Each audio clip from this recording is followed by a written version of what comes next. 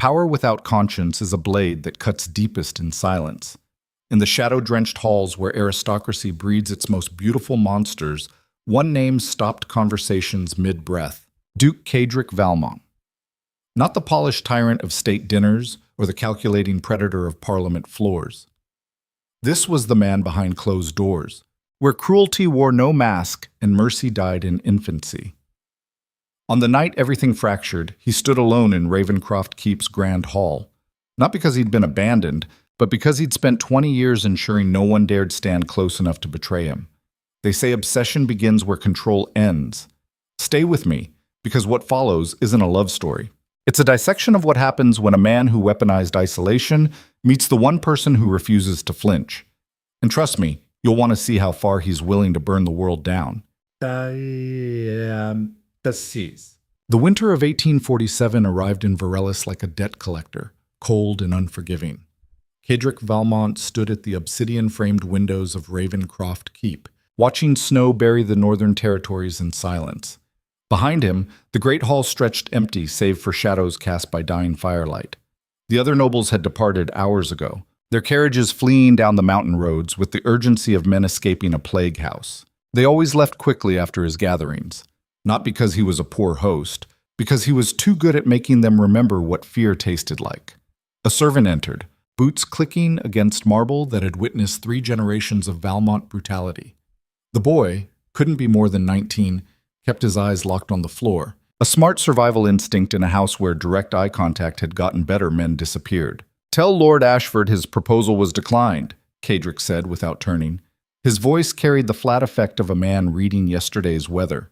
"And remind him that declined is a professional courtesy. If he sends another petition, my response will be significantly less civil." The servant swallowed hard enough to be audible. "Yes, Your Grace. Anything else?" Cedric turned then, and the servant took an involuntary step backward. It wasn't Cedric's size, though he stood tall enough to dominate most rooms. It wasn't even the scar that cut through his left eyebrow, a memento from his father's final lesson about trust. It was the absolute absence of warmth in his expression, like staring into a well where something human had drowned years ago. "Tell me," Cedric said quietly, his tone conversational in the way a knife is sharp. "When you walked through that door just now, were you afraid?" The servant stammered, his face draining of color. "Don't lie. I can smell lies the way dogs smell weakness." "Yes, Your Grace." The words came out barely above a whisper. Cedric nodded, satisfied. "Good. That means the system is working." "You're dismissed." The servant fled. Alone again, Cedric returned to the window. The reflection staring back at him showed a man in his 32nd year, dark-haired and sharp-featured, dressed in black that absorbed light rather than reflected it. Handsome in the way a weapon can be handsome, functional, precise, designed for damage. He'd inherited Ravencroft Keep at 17 when his father, Duke Alaric Valmont, had been poisoned by his own brother during a family dinner. Cedric still remembered his uncle's face going pale when the poison he'd slipped into the wine somehow ended up in his own glass instead. A switched decanter. A young man's first lesson in preemptive cruelty. No one ever figured out who made the switch. Cedric never told them it was him. The following morning arrived with news that changed nothing and everything. Cedric sat in his study reviewing intelligence reports from his network of paid informants, an aristocratic word for spies who sold information about their own families for gold. The capital was rotting from within as usual, nobles consuming each other in slow motion while pretending to sip tea and discuss philosophy. His steward, Marcus Thorne, entered carrying a leather portfolio. Marcus was 63, gray-bearded, and one of 3 people in the world Cedric almost trusted. The other 2 were dead. "Morning reports, Your Grace." Marcus set the portfolio on the desk with deliberate care, a ritual they'd performed for 15 years. 3 items require immediate attention. Cedric didn't look up from the document he was reading, a detailed account of Lord Chancellor Pembroke's gambling debts. Continue. First, the western border dispute with Duke Ravenswood has escalated. He's moved troops to the boundary markers. "Let him." Cedric turned a page. "He's posturing because his daughter's engagement fell through. Give him 2 weeks to realize he's spending money he doesn't have, then offer to mediate for a price. Second, the Crown Prince has requested your presence at the Winter Sovereign Ball next month." Cedric's pen stopped moving. He looked up, and Marcus braced himself the way a sailor braces for a storm. I've declined that circus for 3 years. Why would I attend now? Marcus cleared his throat. According to my sources, there's pressure from several noble houses to revoke your land grants in the Northern Territories. They claim you're consolidating too much power outside the Crown's oversight. Attending might buy me nothing, Kedrick interrupted, his voice turning to steel. It would signal that I'm concerned about their petty political theater, that I need the Crown's approval to exist. I'll send a letter declining, along with a reminder that the Northern Territories pay more taxes than the next 4 duchies combined. Let them revoke something they can't afford to lose. Marcus nodded slowly, though something in his expression suggested the conversation wasn't finished. And the third item, Your Grace, involves Lady Octavia Everleigh. The name meant nothing to Kedrick. Should I know her? She's recently widowed, Marcus explained, consulting his notes. Remarried to Lord Edmund Everleigh 6 months ago. She's petitioned for an audience regarding, and here Marcus paused, choosing words carefully, a matter concerning her stepdaughter's reputation. Her stepdaughter's reputation, Kedrick repeated, leaning back in his chair, is not my concern. Unless this stepdaughter has committed treason or murdered someone of consequence, I fail to see why I should waste an afternoon listening to domestic gossip. The stepdaughter's name is Seraphina Everleigh, Marcus continued, his voice careful. She's caused some disruption in society circles. Lady Octavia claims the girl is attempting to manipulate influential families through— Spare me the details, Kedrick cut him off. Tell Lady Octavia that Ravencroft Keep is not a finishing school for wayward aristocrats. If she can't control her own household, that's evidence of her incompetence, not my responsibility. Marcus nodded but didn't move to leave. There was something else, a hesitation that Kedrick recognized. Say what you're not saying, Marcus. The older man shifted his weight. Your Grace, declining the winter ball and refusing audiences with noble families at the same time sends a message. The capital already calls you the Iron Duke. If you isolate yourself further— They call me the Iron Duke because iron doesn't bend, Kedrick said flatly. They fear me because I've never given them reason to believe mercy is in my vocabulary. The moment I start attending their parties and listening to their problems, I become one of them. Soft, vulnerable, political. You're already political, Your Grace. You just choose to be political from a distance. Distance keeps me alive, Kedrick replied. My father attended every ball, every dinner, every social gathering the capital offered. He smiled at the right people, danced with the right women, played the game exactly as expected. And he died choking on wine at a family dinner because he trusted that distance didn't matter. Kedrick stood, moving to the window where morning light carved harsh shadows across his face. I learned that night, Marcus, that the closer people get to you, the easier it is for them to slip poison into your glass. So I built walls, high ones, and I filled the moats around those walls with consequences so severe that anyone considering betrayal calculates the cost and decides it's not worth dying for. The study fell quiet except for the crackling of the fireplace. Marcus finally spoke, his voice gentle in a way only a man who'd known Kedrick since childhood could manage. Your father made mistakes, yes, but he also had something you've refused yourself for 15 years. What? Allies, Marcus said simply. Friends. People who stood with him not because they feared him, but because they believed in the man he was trying to be. Kedrick turned from the window, and the look on his face could have frozen blood. My father's allies watched him die and did nothing, Marcus. His friends attended the funeral and then immediately began plotting how to divide his estate. The only reason I still hold Ravencroft Keep is because I made it clear that anyone who challenged my inheritance would be buried in the same grave as their ambition. He moved back to his desk, picking up his pen with deliberate precision. I don't need allies. I need obedience. I don't need friends. I need fear. And I've built an empire on the understanding that people are fundamentally selfish, cowardly, and opportunistic. The moment you give them an opening, they take everything. Marcus bowed his head slightly. As you say, Your Grace, I'll draft the responses. After Marcus left, Kedrick sat alone in his study, surrounded by intelligence reports that detailed the rot at every level of aristocratic society. Corruption, blackmail, secret affairs, financial collapse, hidden behind expensive clothes. Every noble family in Verelis was 3 scandals away from destruction, and Kedrick kept detailed records of every single weakness. Information was power. Power was survival. And survival meant trusting absolutely no one. The Winter Sovereign Ball approached like a storm system. Despite Cedric's refusal, Marcus continued providing updates on the event's guest list, seating arrangements, and political maneuvering. Cedric tolerated these reports because they contained useful intelligence, but his position remained unchanged. He would not attend. Then, 2 weeks before the ball, something shifted. Lord Chancellor Pembroke appeared at Ravencroft Keep unannounced, his carriage arriving during a snowstorm that should have made the mountain roads impassable. Cedric received him in the formal receiving room, a space deliberately designed to make visitors uncomfortable. High ceilings, stone walls, furniture arranged to create distance rather than intimacy. "Lord Chancellor," Cedric said without preamble or pleasantry, "your visit is unexpected, and I don't like unexpected visits." Pembroke was a stout man in his 50s, his face carrying the florid complexion of someone who drank more than was medically advisable. He clutched his hat in both hands, water from melted snow dripping onto the marble floor. "Your Grace, I wouldn't have come if the matter wasn't urgent."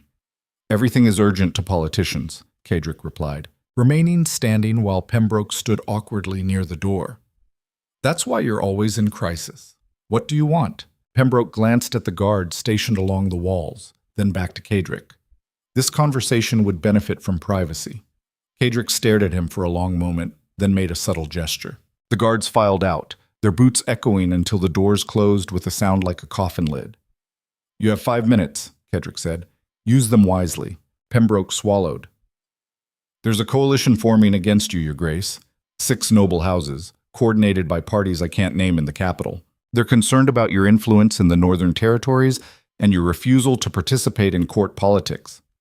"My influence in the Northern Territories is called effective governance," Cedric said coldly.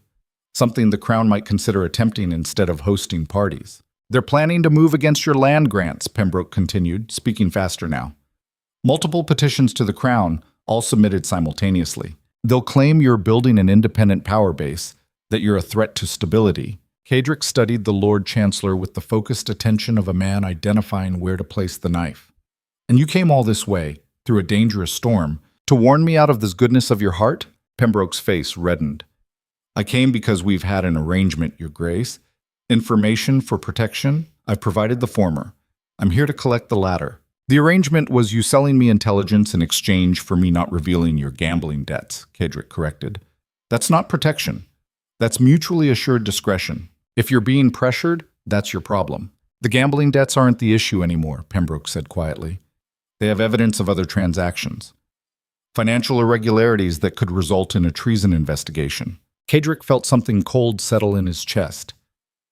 "You've been skimming treasury funds." Pembroke didn't deny it. "And they'll use it to force my testimony against you, unless you can provide leverage strong enough to neutralize the coalition." Cedric walked slowly around the Lord Chancellor, circling like a predator evaluating prey. "This is what happens," he said softly, "when you get greedy, Pembroke. You stop being an asset and become a liability, and I don't tolerate liabilities. Your Grace, please."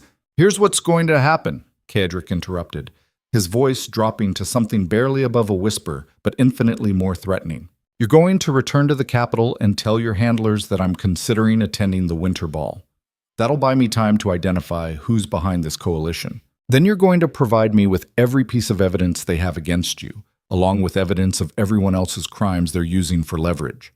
And if I refuse," Cedric stopped directly in front of him, "then I'll make sure the treason investigation starts tomorrow, and you'll discover that I have far more documentation of your crimes than your blackmailers do.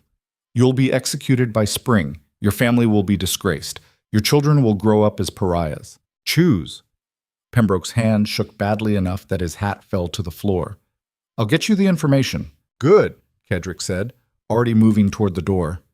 "And Pembroke, if you're thinking about warning the coalition, remember that I have people watching you, always. If I detect even a hint of betrayal, your death won't be quick or legal. It'll be the kind that makes other traitors wake up screaming for years afterward." After Pembroke fled into the storm, Marcus appeared from a side entrance. "You were listening," Cedric said. It wasn't a question. "The walls in Ravencroft Keep are notoriously thin," Marcus replied with diplomatic neutrality. "So you'll attend the ball?" "I'll attend the hunt," Cedric corrected, moving toward his study.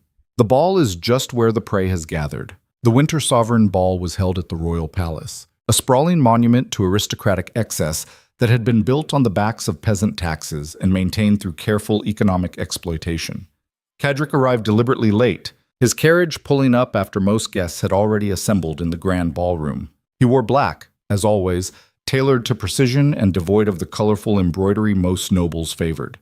The message was clear. He wasn't here to belong. He was here to dominate. The ballroom fell into gradual silence as he entered. Conversations died mid-sentence. Women stopped laughing. Men's hands instinctively moved to sword hilts that weren't there, a reflexive response to predatory presence. Cedric swept the room with cold calculation, cataloging faces, positions, reactions. There was Duke Ravenswood, currently bleeding money on his border posturing. Lady Ashford, whose son's petition had been declined. Chancellor Pembroke, sweating despite the winter cold, eyes darting nervously to a cluster of nobles in the eastern corner. The coalition, Cedric noted. 6 men, just as Pembroke had said, all watching him with the forced casualness of assassins pretending to be dinner guests. "Your Grace," a voice said to his left.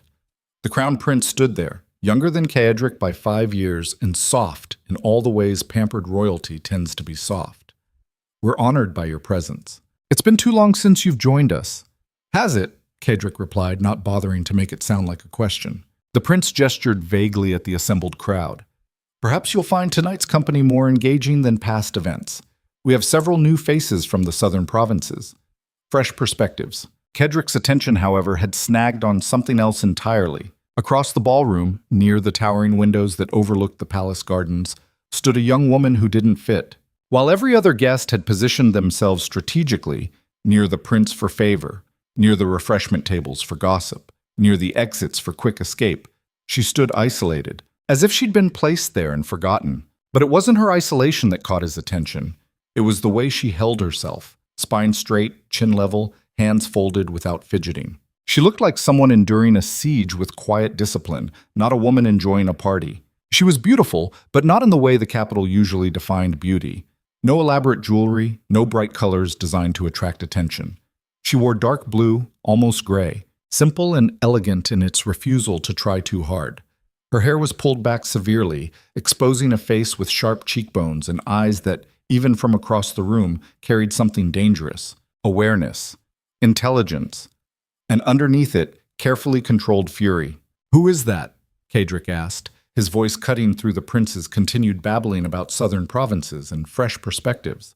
The prince followed his gaze and frowned slightly.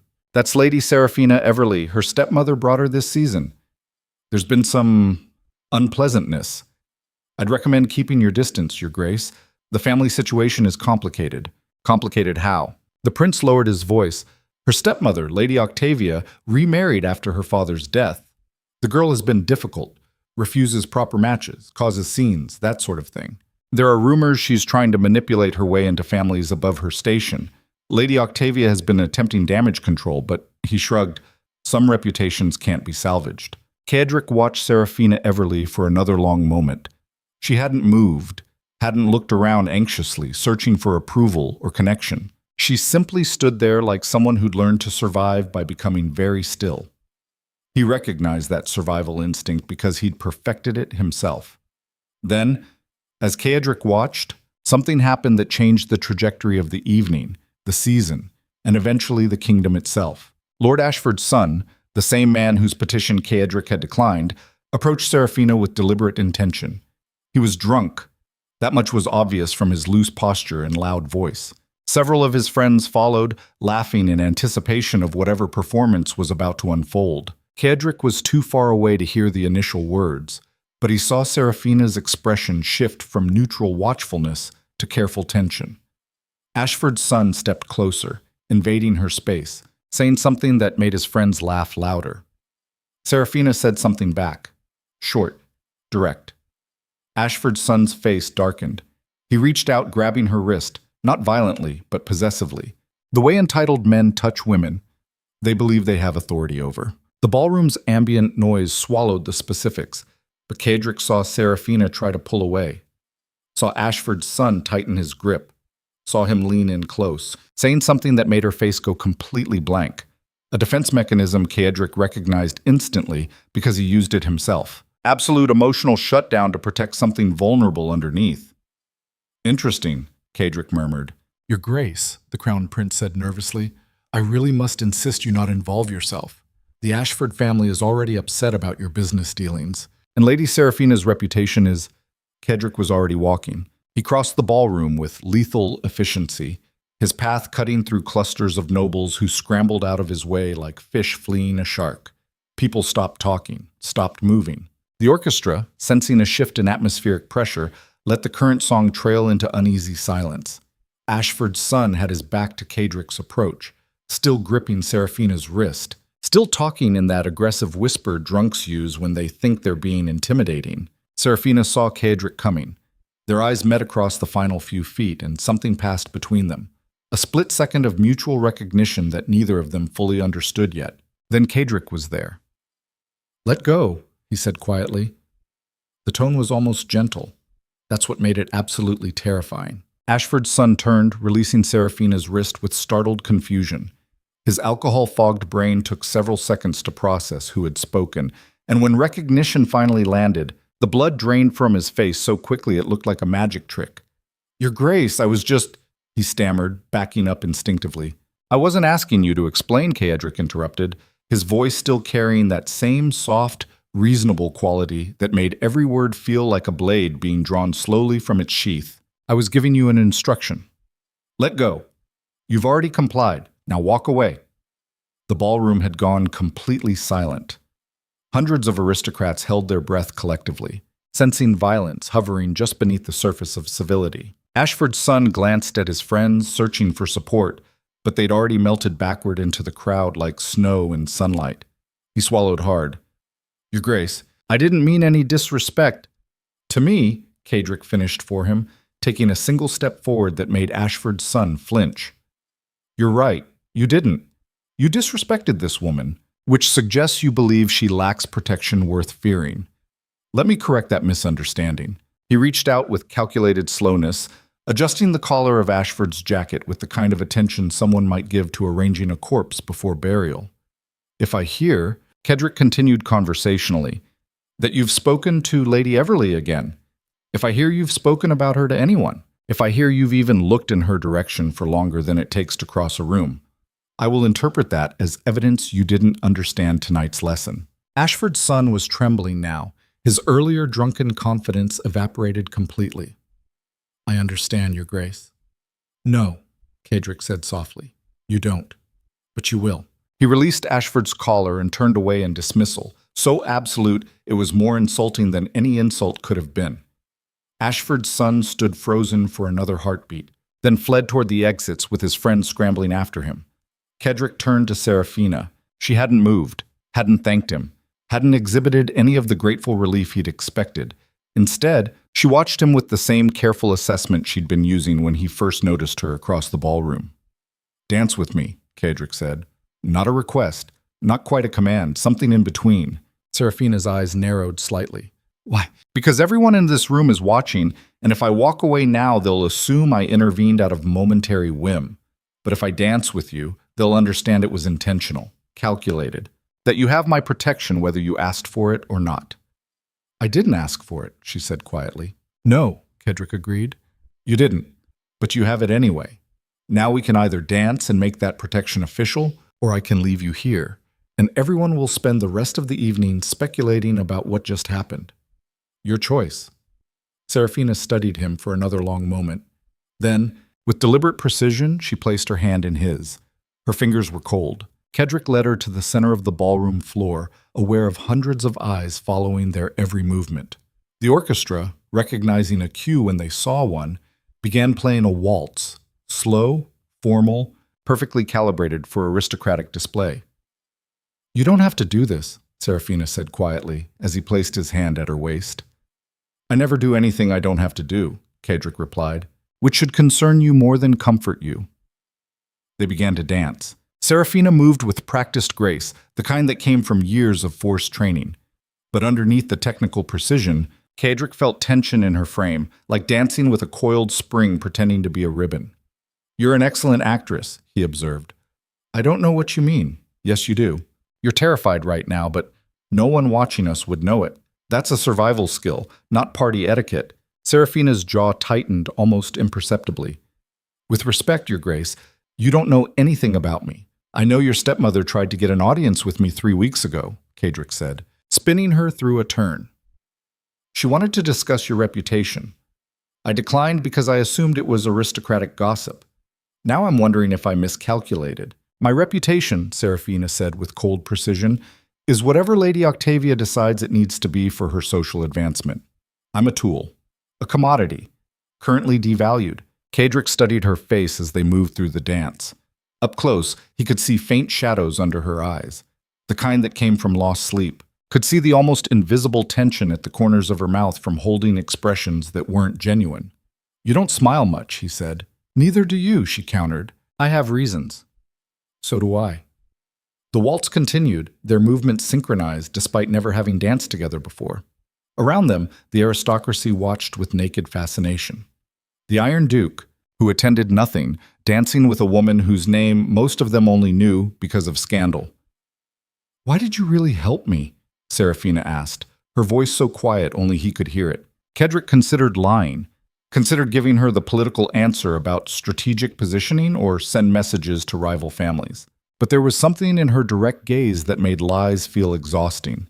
Because I know what it looks like, he said finally, when someone is drowning in a room full of people who could save them but choose not to. Seraphina's breath caught almost imperceptibly. And you decided to be different? I decided to be useful, Cadric corrected. There's a distinction. The waltz was ending. Cadric could feel it in the music's cadence, the orchestra preparing for the final crescendo. In moments, they'd separate, and this strange interaction would conclude. But something in him resisted that conclusion. When the music stopped, Cadric didn't immediately release her. They stood motionless in the center of the ballroom, surrounded by watchful silence. I'm leaving now, Cadric said quietly. You should know that by dancing with you, I've made you a target. People will assume we have an arrangement. They'll try to use you to get to me. And some of them will be significantly less civilized than Ashford's idiot son. I'm already a target, Seraphina replied, her voice steady. At least now I have a weapon. What weapon? Fear, she said simply. They're already terrified of you. If they think I have your protection, that fear includes me. Cadric felt something unfamiliar stir in his chest. Not quite admiration, but close to it.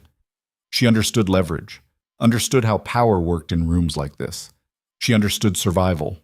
Smart, he acknowledged, but dangerous. Everything is dangerous, Your Grace. The question is whether the danger serves you or destroys you. Cadric released her hand and stepped back, creating formal distance. The ballroom exhaled collectively, conversations resuming in rushed whispers. Before he turned to leave, Seraphina spoke one more time, her words so quiet they barely qualified as sound. Thank you. Cadric looked back at her. This woman with furious eyes and iron discipline wrapped in blue silk. Don't thank me yet, Lady Everleigh. You don't know what I've just done to your life. Then he walked away, leaving her standing alone at the center of the ballroom. But something had shifted, something neither of them understood yet. The Iron Duke had noticed someone, and in a world where Cadric Valmont noticed nothing that didn't serve his survival, that was dangerous for everyone, including himself. Back at Ravencroft Keep, Cadric stood again at his study windows, watching dawn break over the northern mountains. He'd returned from the ball hours ago but hadn't slept. Sleep required vulnerability. Vulnerability was weakness. Marcus entered without knocking, carrying morning reports and a knowing expression. The capital is buzzing, Marcus announced. Every gossip sheet, every salon conversation. The Iron Duke danced with Seraphina Everleigh. Speculation ranges from political maneuvering to, he paused delicately, personal interest. It was political maneuvering, Cadric said flatly, not turning from the window. Was it? Marcus asked quietly. The question hung between them like smoke. Cadric thought about Seraphina's cold fingers, the way she'd held herself like someone expecting impact, the intelligence in her eyes that matched his own predatory assessment of every room, every person, every weakness. She reminded him of something he'd almost forgotten, that beneath the cruelty and calculation, beneath the walls built from necessity and trauma, there was still a part of him that recognized another human being fighting the same battle. Survival. She's a problem, Cadric finally said, his voice carefully controlled. I intervened without thinking through the consequences. Now I'll spend the next month managing fallout. Or Marcus suggested carefully. You could accept that you intervened because you wanted to. That for the first time in 15 years you acted on impulse instead of strategy. And perhaps that's not something to regret. Impulse gets people killed, Kedrick replied coldly. My father acted on impulse. He trusted on impulse. He believed people were worth saving on impulse. And he died choking on his own blood while his brother laughed and his friends did nothing. Marcus moved to stand beside him at the window. Your Grace, forgiveness for my boldness, but your father wasn't killed by impulse. He was killed by betrayal. There's a difference. The difference is academic when you're dead. Perhaps, Marcus agreed. But there's another possibility you're not considering, that Seraphina Everleigh isn't a threat to your survival. That she might be the first person in 15 years who could actually stand beside you without flinching. Kedrick turned to face his steward, and something in his expression made Marcus take an involuntary step backward. I don't need anyone standing beside me, Marcus. I need them afraid enough to stay out of my way. That's how I've stayed alive. That's how I'll continue to stay alive. Then why, Marcus asked quietly, did you spend 3 hours after returning from the ball reviewing intelligence files on the Everleigh family? Why did you send orders to your informants to monitor Lady Octavia's activities? Why are you right now standing at this window thinking about a woman you claim means nothing? Kedrick had no answer. Or rather, he had an answer he refused to speak aloud, because Seraphina Everleigh was the first person in 15 years who looked at him, really looked at him, and saw something more than the monster everyone else perceived. She saw the mechanism, the defense system, the walls built from necessity, and maybe, just maybe, she recognized them because she'd built the same walls herself. That's what made her dangerous. Not because she threatened his power, but because she threatened something far more carefully guarded. The part of himself he'd buried so deep he'd almost convinced himself it didn't exist. Humanity. And in Kedrick Valmont's precisely calculated world, humanity was the most dangerous vulnerability of all. The week following the Winter Sovereign Ball moved through the capital like a sickness, infecting every conversation with speculation about the Iron Duke and the disgraced Everleigh girl. Kedrick received 17 invitations to social events he'd ignored for years, each one transparently designed to position him near Seraphina again, to observe, to exploit whatever connection the aristocracy imagined existed between them. He burned every invitation without reading past the first line. But Marcus had been right about one thing. Kedrick couldn't stop thinking about her cold fingers and the way she'd understood leverage without flinching. That bothered him more than the political complications. He'd built his entire existence on the principle that attachment was suicide, that caring about anyone created exploitable weakness. His father's corpse had been the final proof of that theorem. Yet here he stood at dawn, reviewing intelligence reports about Lady Octavia Everleigh's financial situation, her social connections, her petitions to various noble families. Not because it served any strategic purpose, because he wanted to understand what kind of cage Seraphina was trapped inside. The information painted an ugly picture. Lady Octavia had married Lord Edmund Everleigh 6 months after his first wife's death from influenza. Edmund himself had died 4 months later under circumstances the official reports called a riding accident, but Kedrick's sources described as significantly more suspicious. Octavia had inherited everything, including control over Seraphina, Edmund's daughter from his first marriage. Since then, Octavia had systematically destroyed Seraphina's reputation through carefully orchestrated rumors while simultaneously attempting to marry her off to anyone willing to overlook the scandal. 3 engagements had been arranged. 3 had fallen through after the prospective grooms discovered the extent of the damage Octavia had done to Seraphina's social standing. A classic strategy. Devalue the asset, create desperation, then profit from whoever was willing to buy damaged goods at a discount. Kedrick recognized the pattern because he'd used similar tactics in business negotiations. The difference was he targeted rival nobles who deserved destruction, not young women trapped by circumstance. Your Grace, Marcus entered carrying morning correspondence. Lady Octavia has requested another audience. Her letter is quite insistent. Let me guess, Kedrick said without looking up from the intelligence report. She wants to discuss my intentions toward her stepdaughter, whether I'm planning to make an offer, how much her cooperation might be worth. Almost word for word, Marcus confirmed. She's also made inquiries about your financial holdings and whether you're currently considering marriage prospects. Kedrick set down the report and looked at Marcus with flat disinterest. Tell Lady Octavia that my intentions are none of her concern. That her stepdaughter interests me as much as any other woman at that ball, which is to say not at all. And if she continues attempting to leverage a single dance into some kind of arrangement, I'll make sure every noble family in the capital knows exactly how her husband died. Marcus hesitated. Your Grace, we don't actually have proof Edmund's death was anything other than an accident. We don't need proof, Cedric replied coldly. We just need suspicion. Once I start asking questions publicly, the aristocracy will fill in the blanks themselves. They always do. Fear is more powerful than evidence. And Lady Seraphina? Marcus asked carefully.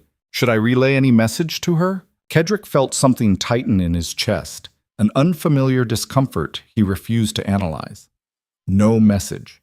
The dance was a momentary intervention, nothing more. Then why? Marcus said quietly. Have you been reviewing her family's finances for 3 consecutive mornings?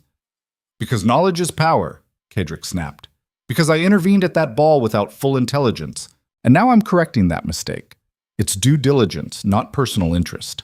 Marcus nodded, but his expression suggested he didn't believe a word of it. As you say, Your Grace. After Marcus left, Cedric returned to the window overlooking the northern mountains. The sky was the color of old iron, threatening snow. Down in the courtyard, guards drilled in formation, their movements precise and brutal. Everything at Ravencroft Keep operated on discipline and fear. That's what kept it functional. That's what kept him alive. But underneath that discipline, something else churned. A restlessness he hadn't felt in years. The kind that preceded bad decisions and worse consequences. 3 days later, everything changed when a letter arrived bearing no seal, no signature, and handwriting that suggested education and careful control. The message was brief. Lady Octavia is planning something. I thought you should know. Whatever game you're playing, she's already 3 moves ahead. Be careful. No name, no specifics. But Cedric knew immediately who'd sent it. Seraphina Everleigh was warning him, which meant she understood he'd become a target, which meant she was tracking the same political chessboard he was monitoring, which meant she was significantly more dangerous than her stepmother realized. Marcus, Cedric called out. His steward appeared within seconds. I need surveillance on Lady Octavia increased immediately. Every meeting, every letter, every whispered conversation. And find out how Lady Seraphina got this message delivered without it being intercepted by Octavia's household staff. Marcus examined the letter briefly. This is interesting, Your Grace. Most women in her position would be hoping you'd rescue them. She's warning you instead, like she's protecting you rather than asking for protection. Cedric snatched the letter back. Don't read too much into it. She's being strategic. If Octavia is planning something against me, Seraphina loses whatever leverage my attention has given her. This is self-preservation, not altruism. Of course, Your Grace, Marcus agreed, though his tone suggested significant skepticism. I'll arrange the surveillance. That night, Cedric did something he hadn't done in 15 years. He left Ravencroft Keep alone, without guards, without announcement, dressed in clothing that wouldn't identify him as Duke of anything. He rode through darkness and falling snow toward the capital, driven by an impulse he couldn't name and refused to justify. The Everleigh estate sat on the edge of aristocratic respectability, a manor house that had seen better decades. Most of the windows were dark. Cedric positioned himself in the tree line across from the property, watching with the patience of a predator who'd learned to wait for the right moment to strike. Movement caught his attention. A figure emerged from a side entrance, moving with hurried purpose toward the stables. Even at distance, Cedric recognized Seraphina's silhouette. She wore a dark cloak, hood pulled up, moving like someone who'd practiced being invisible.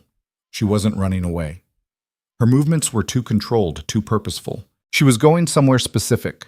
Cedric followed on foot, maintaining distance, using skills he'd learned during his years establishing control over the northern territories. Skills that involved tracking enemies through hostile terrain and remaining undetected until the moment violence became necessary. Seraphina walked for nearly 20 minutes through back streets and narrow alleys, until she reached a decrepit building that looked like it had once been a merchant's warehouse. She glanced around once, a quick professional check for followers, then disappeared inside.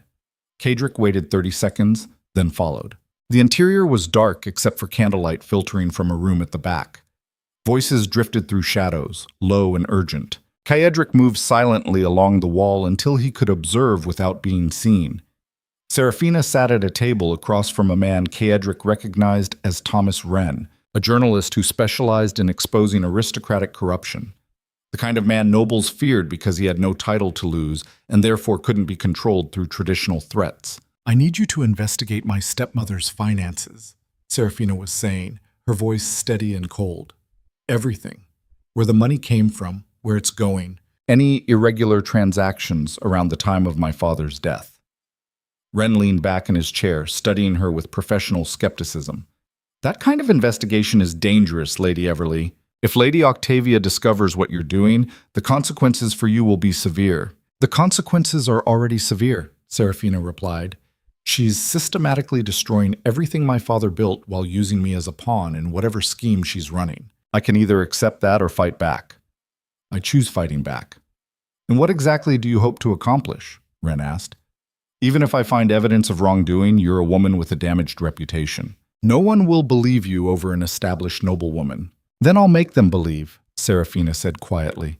"I'll find leverage. I'll find allies. I'll do whatever is necessary to protect what's left of my father's legacy and ensure Octavia pays for what she's done." Cedric felt something shift in his understanding of her. This wasn't a frightened girl hoping for rescue. This was someone planning a war from a position of profound disadvantage. This was someone who understood survival required brutality. Ren pulled out a notebook. "This will cost money. I don't work for free, and investigating a noblewoman requires paying sources, bribing clerks, accessing records that aren't public." "I have some jewelry," Seraphina said, producing a small pouch. "My mother's. It's all I have left that Octavia hasn't taken." Ren examined the pieces briefly, then nodded.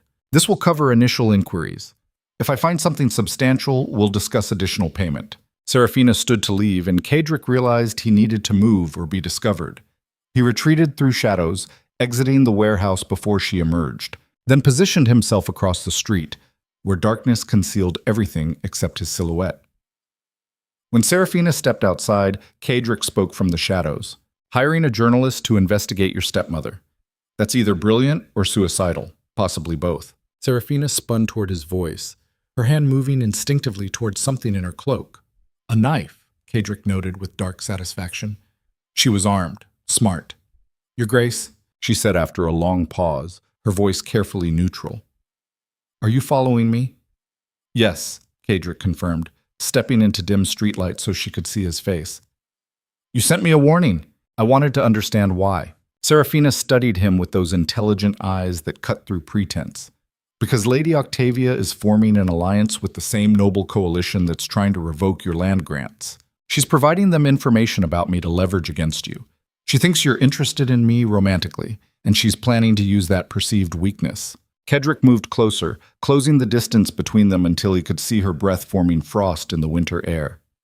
"And you warned me because if they destroy you, I lose the only advantage I currently have," Seraphina said bluntly. "Your attention at that ball changed my social position. People are afraid to openly attack me now because they don't know what you might do. If you fall, I fall harder." "So this is transactional," Cedric observed. "You're protecting your asset. Isn't that what you taught me?" Seraphina countered. "Survival requires understanding leverage. You're my leverage. I'd be stupid not to protect it." Cedric felt something dangerous stirring in his chest again, that unfamiliar sensation he'd been trying to suppress since the dance. She thought exactly like him, calculated like him, saw the world in terms of power dynamics and survival mathematics. She was the first person in 15 years who didn't need him to explain why cruelty was sometimes necessary. "The journalist," Cedric said, changing subjects. "He's competent but reckless. If he finds evidence against your stepmother, he'll publish immediately. That will trigger a response from Octavia's allies before you're positioned to protect yourself." "Then what do you suggest?" Seraphina asked, and there was something in her tone, not deference, but genuine curiosity, like she was actually interested in his strategic assessment. "You let him investigate," Cedric said slowly, working through the tactics as he spoke. "But you also start building your own network of allies, people who can defend you when Octavia retaliates, people who have reasons to want her destroyed that have nothing to do with you." "And where exactly am I supposed to find these allies?" Seraphina asked with bitter humor.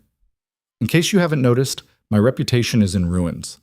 No respectable family will associate with me." Cedric looked at her for a long moment, and in that pause he felt something inside him break. Not dramatically, not loudly, Just a quiet fracture in the walls he'd spent 15 years building. "You already have one ally," he said quietly, "whether you intended it or not." Seraphina's breath caught. "Your Grace, I'm not asking you to—" "I'm not offering rescue," Cadric interrupted sharply. "I don't rescue people, but I recognize strategic value when I see it. Your stepmother is working with enemies of mine. That makes her my problem. And if she's using you as leverage against me, that means you're already involved in this, whether you want to be or not." He stepped even closer, close enough that anyone watching would interpret it as intimate, close enough that Seraphina had to tilt her head back to maintain eye contact. "Here's what's going to happen," Cadric said, his voice dropping to something only she could hear. "You're going to continue your investigation. I'm going to provide funding and protection for that journalist so he can dig deeper without getting killed. And when we find evidence of what your stepmother has done, we're going to destroy her so thoroughly that the entire capital understands what happens to people who try to use me as a pawn in their schemes." Seraphina's eyes widened slightly. "You'd do that? For me?" "No," Cadric corrected coldly. "I do that for me. You just happen to benefit from the collateral damage." But it was a lie, and something in Seraphina's expression suggested she knew it. "Why did you really follow me tonight?" she asked quietly. "What do you actually want?" Cadric didn't have an answer, or rather, he had an answer that terrified him more than any assassination attempt or political conspiracy ever had. He wanted to protect her, not because it served his interests, not because she was strategically valuable, but because seeing her stand alone in that ballroom, watching her plan a war from a position of profound weakness, reminded him of himself at 17, surrounded by enemies, trusting no one, convinced survival meant becoming something harder than the world that wanted to destroy him. He'd succeeded in becoming that thing, but the cost had been everything human inside him. Seraphina was standing at the same crossroads, and some buried part of Cadric that wasn't entirely dead yet wanted to make sure she didn't pay the same price he had. "Go home," he finally said, stepping back and breaking the moment. "And next time you send me a warning, use a courier I've vetted. Your stepmother likely has people watching your correspondence. The only reason this letter got through is because you got lucky." Seraphina nodded slowly, then turned to leave. She made it 3 steps before pausing. "Your Grace," she said without looking back. "Thank you for tonight, for the dance, for not treating me like I'm broken just because everyone else has decided I am." Then she disappeared into darkness, leaving Cadric standing alone in the freezing street, feeling something he hadn't felt in 15 years and couldn't afford to feel now: hope. The following week brought exactly the crisis Cadric had anticipated. Lady Octavia made her move during a parliamentary session, standing before the assembled lords to present evidence of financial impropriety in the Northern Territories. Forged documents suggested Cadric had been embezzling tax revenue. Manufactured testimony from supposedly reliable sources painted him as a tyrant who'd intimidated local officials into silence. It was a sophisticated attack, coordinated with the noble coalition who'd been plotting against him for months. They'd clearly decided the scandal around Seraphina wasn't enough. They needed to destroy his political authority directly. What they hadn't anticipated was that Cadric had spent the previous week preparing for exactly this scenario. When the Lord Chancellor called for Cadric to respond to the allegations, he stood with the kind of calm that preceded violence. "These accusations are interesting," Cadric began, his voice carrying through the chamber with cold precision. "Interesting because they rely on documents that supposedly originated from my offices, but contain signatures from officials who've been dead for 2 years. Interesting because the testimony comes from witnesses who, according to travel records I've obtained, were nowhere near the Northern Territories during the time periods they describe." He produced his own documents, distributing them through the chamber with methodical efficiency. "But most interesting," he continued, "is that 3 of the noble lords supporting these allegations have recently received substantial financial payments from Lady Octavia Everleigh, payments that coincidentally align with the timing of this investigation." The chamber erupted in chaos. Lords began shouting over each other. Lady Octavia, seated in the gallery, had gone pale. Cadric waited for the noise to subside, then delivered the final strike. "I've also obtained correspondence between Lady Octavia and Lord Pembroke, detailing their plan to fabricate evidence against me in exchange for my support being withdrawn from certain financial regulations that would expose Lord Pembroke's embezzlement of treasury funds." He looked directly at Pembroke, who'd risen from his seat with murder in his eyes. You wanted to destroy me using lies and political theater. Instead, you've given me everything I need to destroy all of you." The session dissolved into accusations, counter-accusations, and panic. By evening, 3 lords had resigned.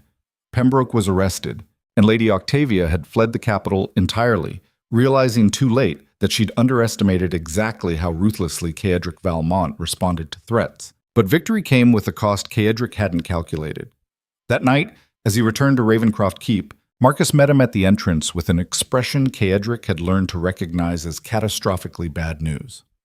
"Your Grace, Lady Seraphina Everleigh is missing. She disappeared from the family estate hours ago. There's been no ransom demand, no communication, and several of Lady Octavia's known associates have also vanished from the capital." Caedric felt something inside him turn to ice. "The warehouse," he said immediately. "The journalist.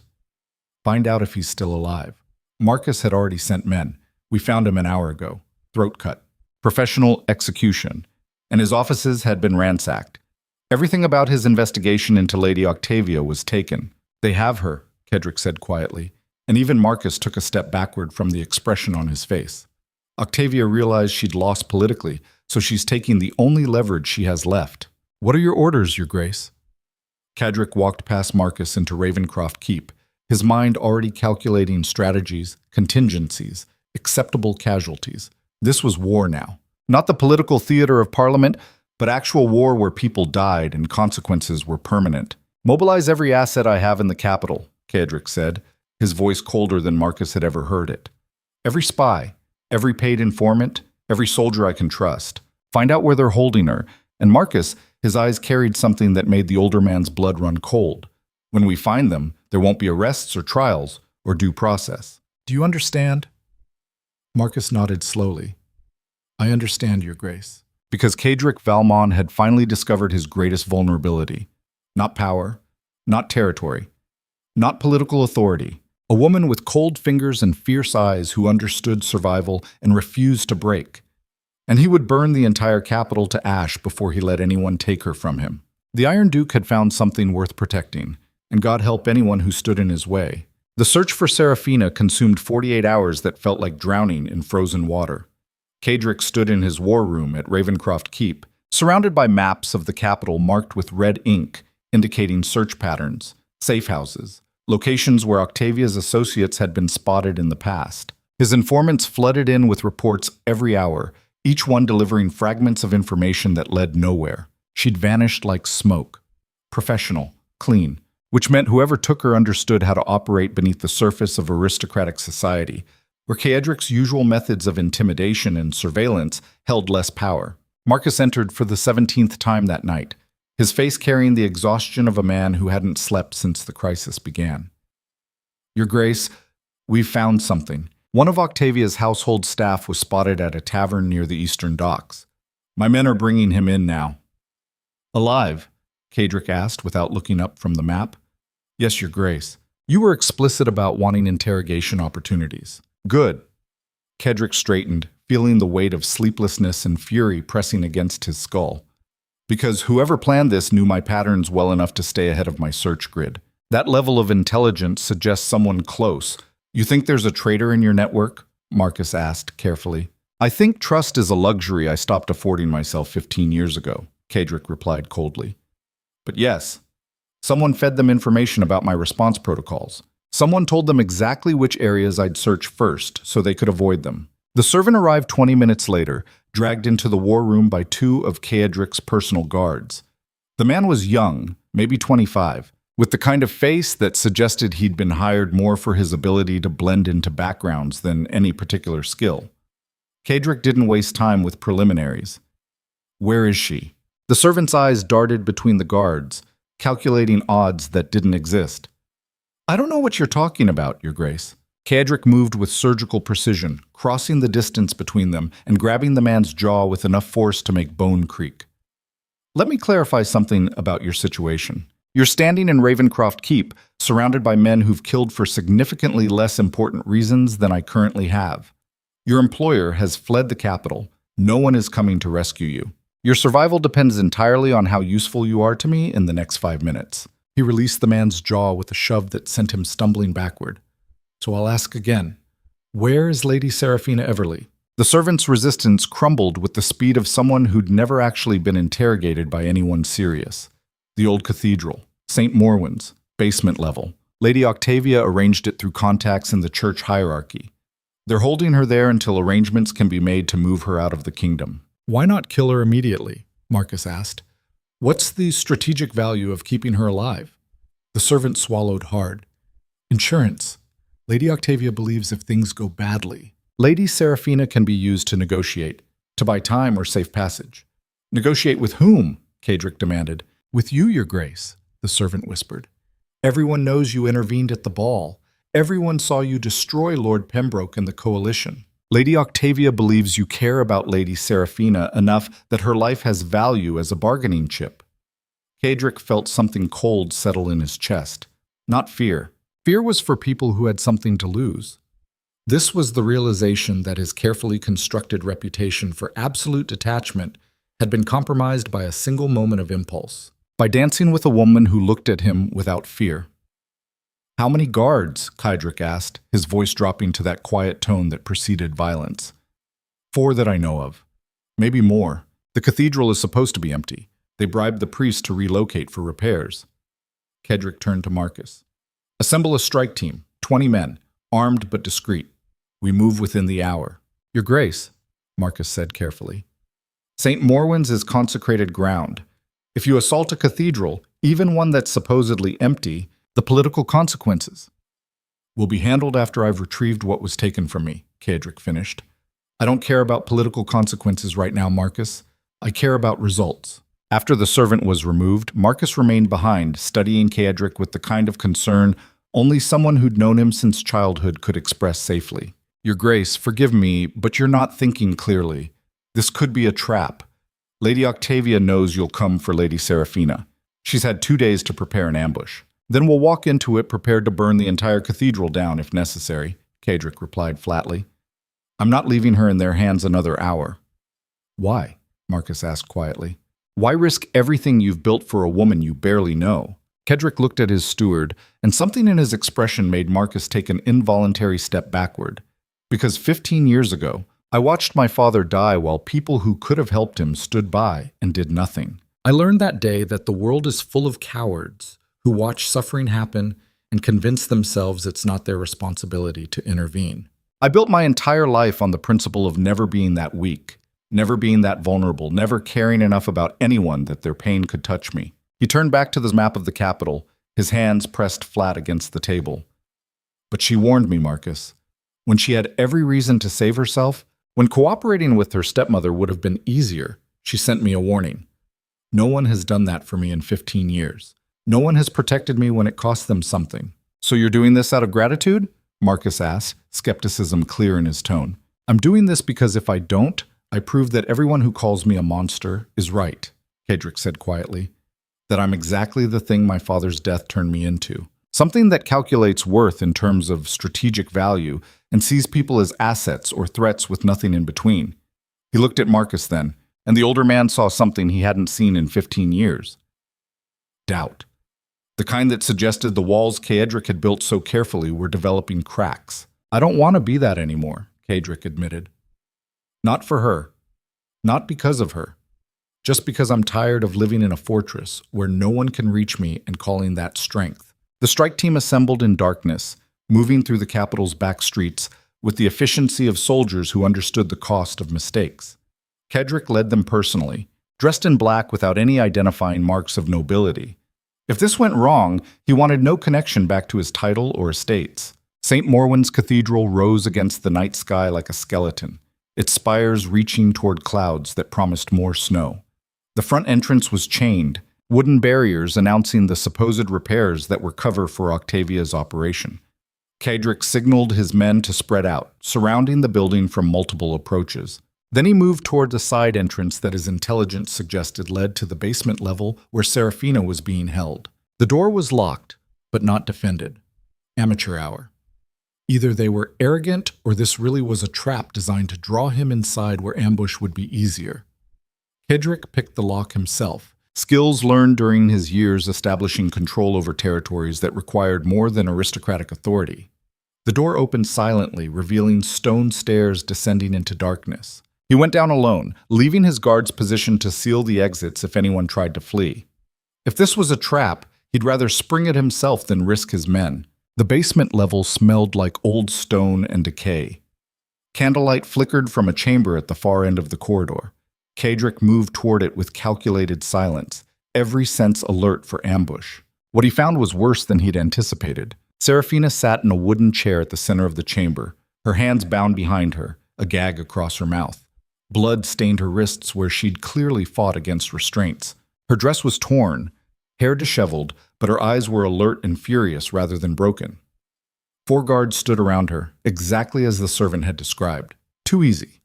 Too convenient. Cedric stepped into the doorway, and the guards spun toward him with weapons drawn. "That's far enough, Your Grace," a voice said from the shadows. Familiar. Wrong. Marcus Thorne stepped into the candlelight, and the world tilted sideways. Cedric's first thought was that he'd misidentified the voice, that stress and sleeplessness had made him hallucinate. But no.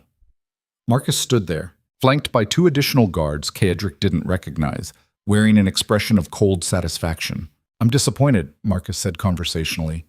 "I expected you to be more cautious, charging in here alone to rescue the girl. It's remarkably out of character for someone who spent 15 years trusting absolutely no one." Cedric felt his mind fragmenting, trying to process information that didn't make sense. "You." "This entire time. 32 years, Marcus corrected. "Since you were born, actually. I served your father. Watched him build his little empire of nobility and honor. Watched him trust the wrong people. And when he finally died, I thought perhaps his son would be different." He stepped closer, and Cedric saw something in his face he'd never noticed before. Contempt. Deep and corrosive. "But you were worse," Marcus continued. "At least your father believed in something beyond power. He had principles, weaknesses, yes, but also humanity. You became exactly what I'd hoped to avoid. A paranoid tyrant who trusts nothing, believes in nothing, cares about nothing except maintaining control." Cedric's hand moved instinctively toward the knife at his belt, but the guards' crossbows were already trained on him. One move, and he'd be dead before the blade cleared its sheath. "Why?" Cedric asked, and his voice sounded strange to his own ears. Hollow, like speaking from the bottom of a well. "I gave you everything, position, wealth, authority in my household. You gave me servitude," Marcus said coldly. 32 years of watching a family I despised grow more powerful while being forced to enable it. Your father destroyed my family's estate in a legal battle before you were born, bankrupted us. My father killed himself rather than face the shame, and I was absorbed into House Valmont as a reward for survival." He laughed, and the sound carried decades of buried hatred. "So I did what any intelligent person would do in my position. I waited. I served. I made myself indispensable. And I watched for the moment when I could return the favor." Seraphina made a muffled sound behind her gag, thrashing against her restraints. Marcus glanced at her with clinical disinterest. "The girl was convenient," he admitted. "I knew you'd been watching her. Knew that dance at the ball meant something, even if you wouldn't admit it to yourself. So when Lady Octavia approached me offering information about you in exchange for help destroying her stepdaughter's reputation, I saw an opportunity." "You orchestrated everything," Cedric said, pieces falling into horrifying place. "The Coalition's attack, the documents, even Pembroke's arrest. I gave you victories," Marcus confirmed, "made you feel powerful, made you believe you were winning, and all the while I was positioning pieces for this exact moment. You, isolated from your guards, chasing a girl you shouldn't care about. Me, finally revealing the truth before I end the Valmont line permanently." One of the guards shifted position, and Cedric recognized him as someone from his own household. Then another. Of the 6 men in the chamber, 4 were people he'd trusted with his life. "How many?" Cedric asked quietly. "Enough," Marcus replied. "I've spent 3 decades building a network inside your organization. Soldiers who resent your brutality, servants who fear your temper, minor nobles whose families you've destroyed through your political maneuvering. You made enemies, Your Grace. I just gave them coordination and purpose."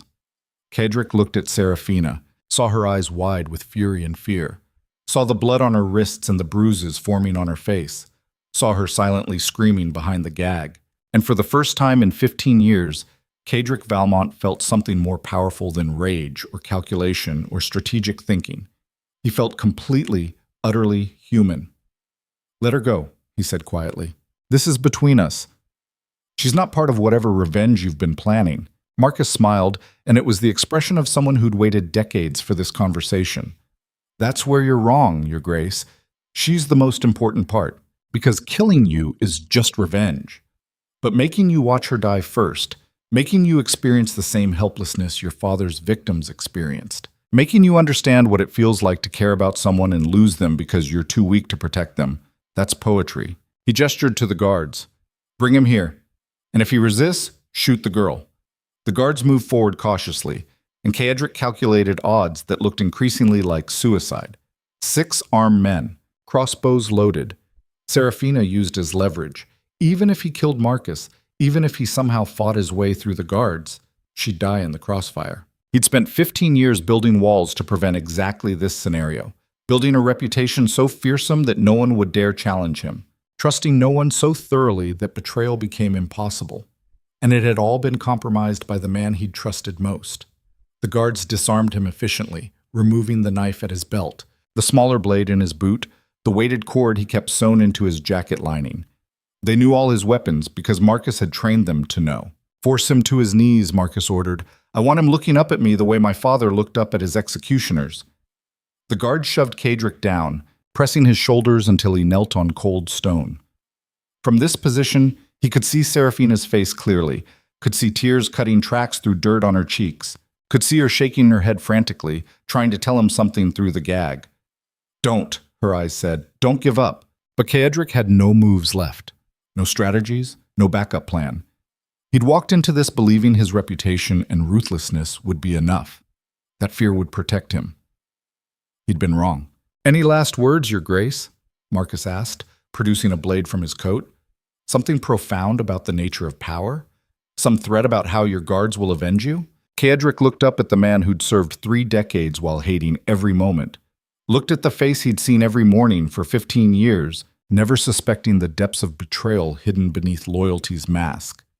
"Just one question," Caedric said quietly. "Did you poison my father?" Marcus paused, then smiled with genuine pleasure. "No. That was your uncle's amateur hour. But I did make sure the antidote was delayed long enough that it wouldn't matter. And I did ensure your uncle accidentally received the same wine. 2 birds, 1 evening. Your father dead. Your uncle executed for treason. And you, a traumatized 17-year-old, perfectly positioned to become exactly the monster I needed you to be." He knelt down until his face was level with Caedric's. "I created you, Your Grace. The Iron Duke, the paranoid tyrant, the man so damaged by betrayal that he trusted absolutely no one. And now I'm going to destroy my creation. But first, you're going to watch me kill the one person who made you think you could be anything other than what I made you." Marcus stood, turning toward Seraphina with the blade held casually. The guard shifted position, surrounding them both, ensuring no escape. And Caedric Valmont, Duke of Ravencroft Keep, the most feared man in Verelis, felt something break inside him that had nothing to do with bones or blood. He felt hope die. The fragile, desperate hope that he could protect someone. That caring about another person wasn't the fatal weakness he'd always believed it was. That maybe, just maybe, he could be something other than the monster the world had turned him into. Marcus was right. He'd created this. Not through action, but through decades of careful manipulation, through cultivating paranoia and isolation, through ensuring every lesson Caedric learned reinforced the belief that trust was suicide and attachment was weakness. And now Caedric was going to pay for every brutal lesson with the life of a woman who'd looked at him and seen potential for something better. "Wait," Caedric said, and his voice carried none of the commanding authority it usually held, just desperation, raw and unfiltered. "Please." Marcus paused, the blade inches from Seraphina's throat. "Begging, Your Grace." "How unexpected. Tell me what you're willing to trade for another few minutes of her life." Caedric's mind raced through calculations that all ended in blood. "What do you want?" "I want you to admit what you are," Marcus said softly. "I want you to say out loud, in front of witnesses, that everything you've built is based on fear and cruelty. That you're not a duke worthy of respect, but a monster who uses violence to compensate for being fundamentally incapable of human connection. The words were designed to humiliate, to strip away the last vestiges of pride before death. And Caedric knew, if he said them, if he gave Marcus that satisfaction, Seraphina would still die. They both would. But if he refused, she died faster. So Caedric Valmont, who'd spent 15 years never apologizing, never showing weakness, never admitting fault, did something he'd sworn he'd never do again. He told the truth. "You're right," he said quietly, looking not at Marcus but at Seraphina. "Everything you said is true. I am what you made me, a monster who learned that caring about people gets them killed, who built walls so high nothing could reach me and called that strength, who convinced myself that fear was safer than trust, because trust killed my father, and I was too young and stupid to understand that his death wasn't about trust. It was about betrayal from people who were already broken." He took a shaking breath, feeling something fundamental shifting inside him, the walls he'd built so carefully cracking under the weight of admission. "I am cruel and paranoid and incapable of connection because I chose to be those things, instead of risking the pain of being human. And now I'm going to lose the one person in 15 years who looked at me and saw something worth saving. So yes, you created me, and you're destroying me. Congratulations." The chamber fell silent, except for the sound of water dripping somewhere in the darkness. Marcus stared at him with an expression that suggested he'd expected different words. More defiance. More of the Iron Duke's cold refusal to break. Not this raw confession from a man who'd finally hit bottom. Marcus raised the knife again. "Then your education is complete, Your Grace. Die knowing you were always exactly what I wanted you to be. Nothing more." The blade descended toward Seraphina's throat, and Caedric lunged forward despite the crossbows trained on him, despite knowing he'd be dead before he reached her, despite every tactical instinct screaming that suicide wouldn't save her. He lunged anyway, because in that moment he understood what his father had known all along. Some things were worth dying for, even if it meant abandoning everything rational and strategic and safe. The crossbow bolts flew, and Caedric felt impact, felt pain, felt his body failing. But before darkness could take him, before the final calculation of his life could complete, the cathedral erupted in chaos that changed everything. His guards stormed through every entrance simultaneously, flooding the basement level with armed soldiers who'd been waiting for his signal. The signal Caedric had given when he spoke his confession out loud, knowing Marcus would demand exactly that kind of humiliation, knowing his steward was arrogant enough to monologue before killing, buying just enough time for his real backup plan to execute. The crossbow bolt that should have killed him had struck his shoulder instead, the guard's aim disrupted by sudden combat. Caedric hit the ground hard, pain exploding through his upper body, but he was alive. And Marcus's carefully constructed betrayal was collapsing around him. The turncoat guards tried to fight, but they were outnumbered and outmaneuvered by soldiers loyal to Caedric, not through fear, through the kind of loyalty Caedric had spent years believing didn't exist. The loyalty of men who'd watched him govern the Northern Territories fairly, who'd seen him protect people weaker than himself, who'd benefited from his ruthless but consistent application of justice. The loyalty his paranoia had convinced him was impossible. Marcus tried to run, the blade still in his hand, but Caedric's lieutenant caught him before he made it 3 steps. They dragged him back to the center of the chamber where Caedric lay bleeding, where Seraphina remained bound to her chair, where 15 years of carefully constructed lies were finally exposed. "You planned this," Marcus gasped, comprehension dawning too late. The confession, the vulnerability. It was bait. Caedric struggled to his feet, his shoulders screaming protest, blood staining his black clothing darker. "I planned nothing," he said through gritted teeth. "I meant every word. But I also know you, Marcus. 32 years of service taught me one thing about you. You can't resist explaining yourself. Can't resist making your victim understand exactly how clever you've been." He moved towards Seraphina first, ignoring Marcus entirely. Removed her gag with shaking hands, cut through the ropes binding her wrists. Seraphina collapsed forward into his arms, gasping for air. "You absolute idiot," she whispered hoarsely. "You came alone. You nearly got yourself killed." "I know," Caedric admitted, holding her with his good arm while his wounded shoulder sent lightning bolts of pain through his nervous system. "I'm terrible at this." "At what?" Seraphina asked, pulling back to look at his face. "At caring about people," he said quietly. "At being anything other than the monster everyone expects. But I'm trying to learn. Behind them, his guards secured the remaining traitors.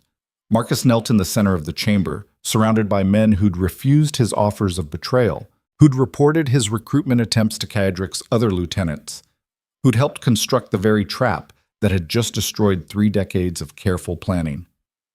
"What now, Your Grace?" Marcus asked bitterly. "Public execution? Private torture? Some elaborate revenge that matches my crime?" Caedric turned to face him, still supporting Seraphina, who could barely stand. "Now I do something you never anticipated, something my father would have done." He gestured to his guards. "Trial, public and transparent. Every piece of evidence presented, every crime documented, every manipulation exposed.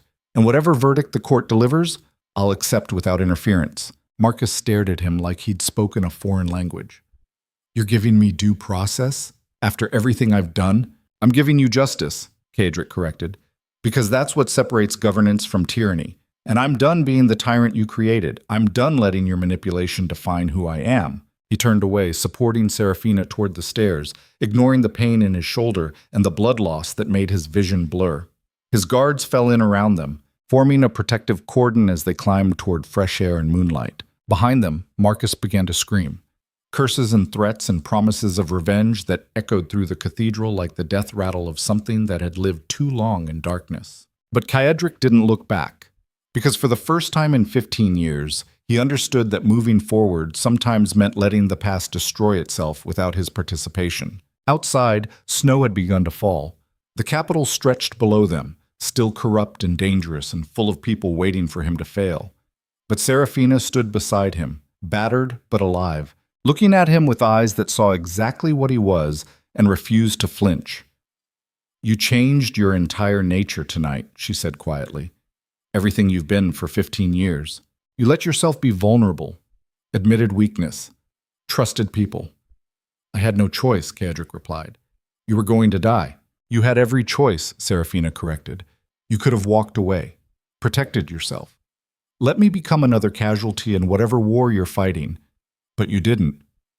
She took his uninjured hand, her fingers still cold but no longer trembling. "So now what, Your Grace? Now that you've proven you're not the monster everyone thinks you are?" Caedric looked at her, this woman who'd survived her own betrayals and emerged with her humanity intact. This woman who'd warned him when it cost her everything. This woman who somehow saw past the Iron Duke to the damaged person underneath. Now he said quietly, "I figure out how to be something other than what Marcus made me. How to rule without ruling through fear alone. How to protect people without turning into the thing I'm protecting them from." He paused, feeling the weight of transformation settling over him like armor that actually fit for the first time. "And I do it with someone beside me who understands that survival doesn't always mean becoming hard.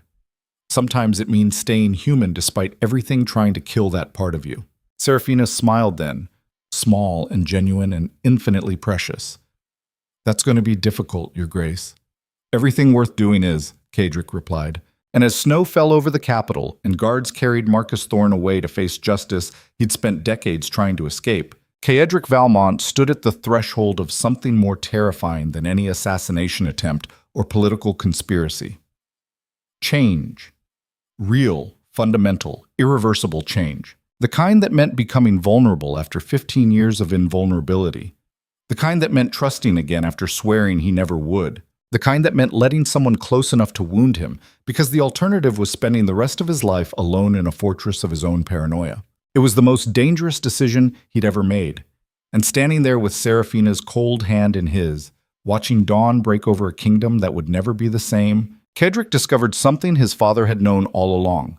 Some dangers were worth facing. Some walls were worth tearing down. Some monsters were worth unbecoming. Even if it meant risking everything he'd spent 15 years protecting. Because survival without humanity wasn't survival.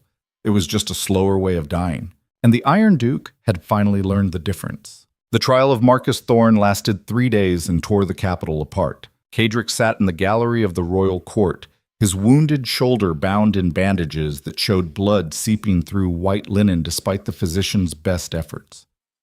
Seraphina sat beside him, her wrists wrapped in cloth that couldn't quite hide the rope burns underneath. They looked like survivors of a shipwreck, battered and exhausted, watching as the man who'd shaped both their lives for decades finally answered for his crimes. The prosecution presented evidence with surgical precision. Letters between Marcus and Lady Octavia detailing their conspiracy. Financial records showing payments to corrupt officials. Testimony from servants who'd been coerced into spying on Cadric's household. The ledger of manipulation stretched back not 15 years but 32, each entry a calculated act of sabotage disguised as loyal service. Marcus sat in the defendant's chair with the posture of someone who'd already accepted death but refused to show remorse. He met Cadric's eyes across the courtroom multiple times, and in those moments, something passed between them that transcended words. "This is what you made me become," Marcus's expression said. A man so consumed by hatred that 3 decades of service became 3 decades of revenge. And Cadric saw in that gaze a mirror of his own past. Saw what he could have become if Seraphina hadn't forced him to recognize humanity still existed beneath the armor of cruelty. Saw the cautionary tale of someone who'd let trauma calcify into something permanent and irreversible. On the 3rd day, the verdict came down. Guilty on all charges. The sentence: execution by hanging within the week. The courtroom erupted in chaos. Nobles who'd benefited from Marcus's manipulation demanded leniency. Others called for immediate death. The Lord Chief Justice hammered his gavel repeatedly, trying to restore order in a room that had forgotten what order looked like. Cadric stood, and the room fell silent. Not through formal protocol, through the instinctive response to predatory presence. "Your Honor," Cadric said, his voice carrying through the chamber with cold authority, "I request the right to address the court before sentencing is finalized." The Lord Chief Justice frowned. "Your Grace, the verdict has been delivered. Unless you have evidence that would overturn the jury's decision." "I have a statement," Cadric interrupted. "Not about his guilt, about his sentence." The judge hesitated, then nodded. "Proceed, Your Grace." Cadric moved to the center of the courtroom, aware of hundreds of eyes tracking his movement. His shoulder throbbed with every step, a reminder of how close he'd come to dying in that cathedral basement, how close they'd all come to Marcus's revenge succeeding. "Marcus Thorne spent 32 years serving my family," Cadric began, and his voice carried none of the warmth such a statement might imply. 32 years planning revenge for crimes my father committed against his family before I was born. And in that time, he taught me everything I know about strategy, about survival, about building walls high enough that no one could ever hurt me again." He paused, letting the words settle. "He also manipulated me into becoming the exact kind of tyrant he wanted to destroy. He cultivated my paranoia. He reinforced my cruelty. He ensured that every lesson I learned about trust ended in betrayal. And he succeeded so completely that I spent 15 years believing the monster I'd become was my own choice." Cadric turned to face Marcus directly. "But here's what you didn't account for, Marcus. Here's the flaw in your 32-year plan. You taught me to be ruthless, but you never understood that ruthlessness without purpose is just cruelty. And I've recently learned there's a difference." The courtroom held its collective breath. Cadric could feel the weight of expectation pressing down on him. They wanted him to call for maximum suffering. They wanted the Iron Duke to demonstrate the vicious creativity he was famous for. Instead, Cadric did something that would change the trajectory of his rule forever. "I'm requesting the sentence be commuted to permanent exile," he said quietly. "Stripped of all titles, lands, and financial holdings. Forbidden from ever returning to Varelis under penalty of death, but alive. Because executing him makes me exactly what he tried to turn me into. A man who solves problems through violence and calls it justice." The courtroom erupted in shocked outrage. Nobles shouted protests. The prosecution demanded Cadric reconsider. Even Seraphina looked at him with surprise that bordered on disbelief. But Marcus's expression shifted from defiant certainty to something more complex. Confusion mixed with grudging understanding. "You're sparing me," Marcus said, his voice carrying across the chaos. "After everything." "I'm not sparing you," Cadric corrected coldly. "I'm denying you the martyrdom you want. You spent 3 decades turning me into a monster you could justify destroying. If I execute you now, I prove you were right, that I'm incapable of anything except the brutality you cultivated. So instead, you get to live with the knowledge that you failed, that your entire life's purpose amounted to nothing." He stepped closer to the defendant's chair, lowering his voice so only Marcus could hear. "And you get to spend however many years you have left, knowing that the boy you tried to break learned to be better than what you made him. That's a worse punishment than death, Marcus. And you know it. The Lord Chief Justice called for order repeatedly, finally restoring enough calm to address Caedric's request. Your Grace, this is highly irregular. The crimes committed warrant capital punishment under established law. Then change the law, Caedric said flatly, because I'm not asking permission. I'm telling you that if you execute Marcus Thorne, you'll have to explain to the Northern Territories why their Duke is withdrawing his tax contributions and political support. Calculate whether that's worth satisfying the bloodlust of nobles who just want spectacle. The threat was clear. The Northern Territories represented nearly 40% of the kingdom's revenue. Caedric had just leveraged his economic power to override judicial authority. It was the kind of move that could trigger a constitutional crisis. The judge understood the calculation immediately. He glanced at the crown prince seated in the royal gallery, looking for guidance. The prince, soft and politically timid, gave a barely perceptible nod. Very well, the judge announced, clearly unhappy. The sentence is commuted to permanent exile. Marcus Thorne will be escorted to the eastern border within 3 days and forbidden from ever returning to Varellis. The courtroom exploded in angry debate, but Caedric was already walking out, Seraphina following close behind. They moved through corridors filled with nobles trying to intercept them, trying to understand what the Iron Duke had just done, trying to calculate what it meant for their own political maneuvering. Caedric ignored them all. His shoulder was bleeding again, pain radiating down his arm with every heartbeat. He needed to get back to Ravencroft Keep before blood loss made him vulnerable in front of people who'd interpret weakness as opportunity. But before they reached the exit, Lord Ashford stepped into their path. The same lord whose son had grabbed Seraphina at the winter ball. The same family whose business petition Caedric had declined. Your Grace, Ashford said, his voice tight with barely controlled anger. You just undermined the entire judicial system to spare a traitor.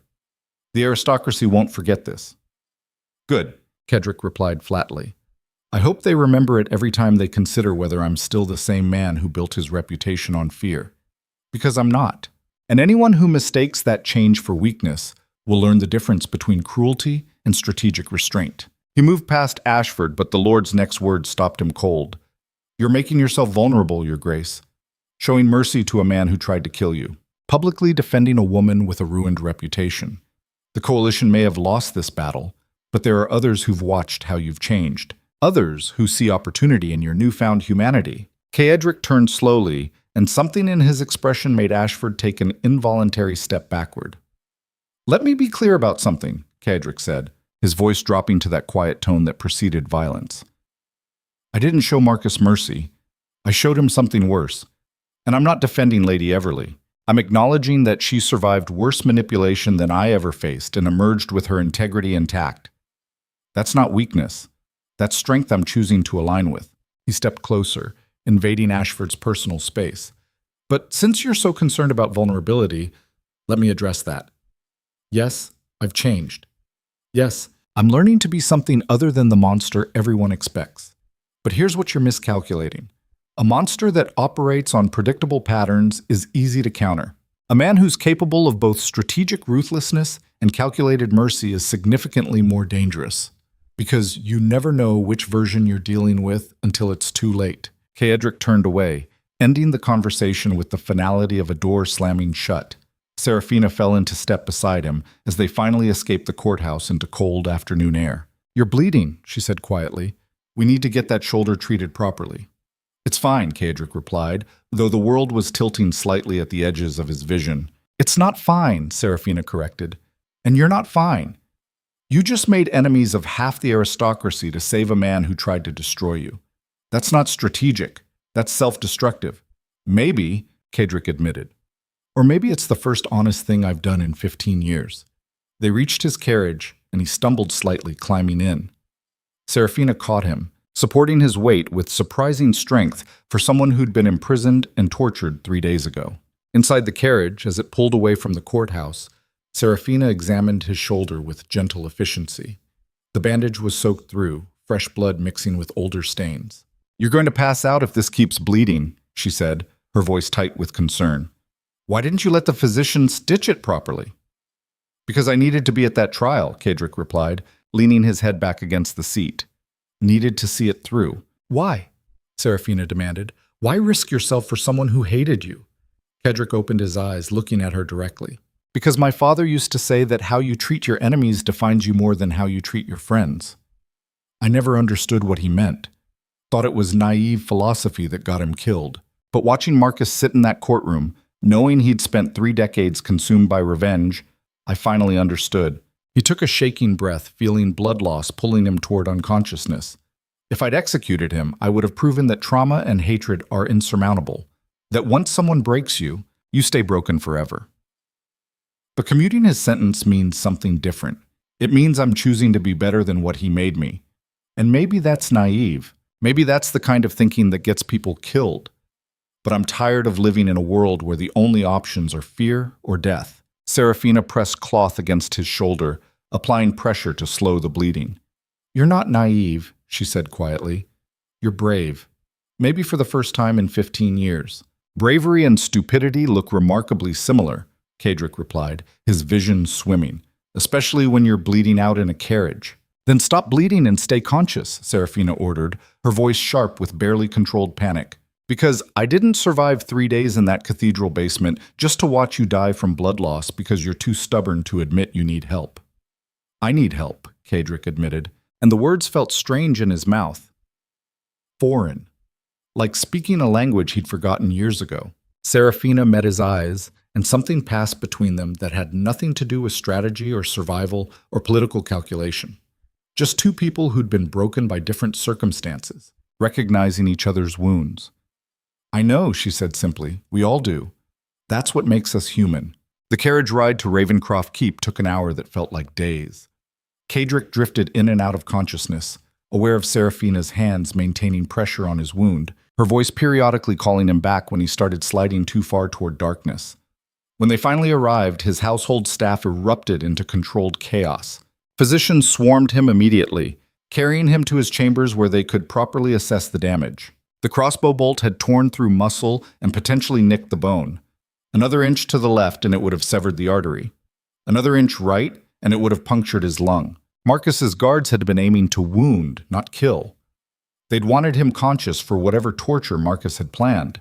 The physicians worked for 3 hours, stitching and bandaging and administering drugs that made the world soften at its edges. Kedrick endured it with the discipline of someone who'd been injured before, though never quite this severely. When they finally finished, one of the senior physicians pulled Seraphina aside. Kedrick watched through drug haze as the man spoke in low, urgent tones. Saw Seraphina's face pale. Saw her nod with the kind of control that came from practice. What did he say? Kedrick asked when the physicians finally left and Seraphina returned to his bedside. She hesitated, then answered with characteristic honesty. That you lost a dangerous amount of blood. That if you'd waited even an hour longer to get treatment, you probably wouldn't have survived. That you need complete rest for at least 2 weeks or risk permanent damage to your shoulder. Can't afford 2 weeks, Kedrick replied, trying to sit up and failing. The capital is unstable. Marcus's trial revealed factions I didn't know existed. Need to consolidate power before... You need to stop dying, Seraphina interrupted sharply. Because you can't consolidate anything if you're dead. Kedrick looked at her, really looked at her. She'd cleaned up since the cathedral, but he could still see the toll those 3 days had taken. The shadows under her eyes. The way she held herself slightly hunched, protecting ribs that were probably bruised or cracked. The rope burns on her wrists that would scar permanently. She'd survived torture because of him. Because he'd danced with her at a ball and made her a target. I'm sorry, he said quietly, for what they did to you, for making you part of this. Don't, Seraphina said flatly. Don't apologize for saving my life. Don't apologize for being the only person in the entire capital who looked at me and saw something worth protecting. I saw someone who reminded me of myself, Kedrick admitted. Someone fighting a war they couldn't win but refusing to surrender. And I saw someone who'd forgotten how to be human and was desperate to remember, Seraphina replied. So maybe we saved each other. Before Kedrick could respond, urgent footsteps echoed in the hallway outside his chamber. His lieutenant burst through the door without knocking, his face carrying the expression of someone delivering catastrophically bad news. Your Grace, we have a situation. Multiple situations. Kedrick forced himself more upright despite the protest from his shoulder. Report. Lady Octavia didn't flee the kingdom. She's been gathering supporters in the southern provinces. Intelligence suggests she's planning a military response. Kedrick felt cold calculation reasserting itself through the drug haze. How many troops? Current estimates put it at 2,000 armed men. Minor nobles whose families you've antagonized. Mercenaries paid with money we're still tracing. And civilians who've been convinced you're a tyrant who needs to be removed. That's not an uprising, Kedrick said quietly. That's a civil war. Yes, Your Grace, the lieutenant confirmed. And there's more. Several noble families who lost influence after Marcus's trial have started coordinating. They're claiming you undermined the judicial system, that your commutation of Marcus's sentence proves you're unstable. They're petitioning the crown to revoke your authority in the Northern Territories. Kedrick's mind raced through scenarios, calculating odds and strategies despite pain and blood loss clouding his thinking. How much time do we have? Octavia's forces are 3 days from the capital. The Noble Coalition is meeting tomorrow to finalize their petition. And there are rumors of assassination attempts being planned. We've increased security around Ravencroft Keep, but Your Grace, in your current condition. I'll manage, Kedrick interrupted. He looked at Seraphina, saw her face tight with understanding of exactly how bad this situation was. Then back to his lieutenant. Assemble my war council. I don't care if I'm bleeding. We need to address this before it escalates further. Your Grace, the physician said.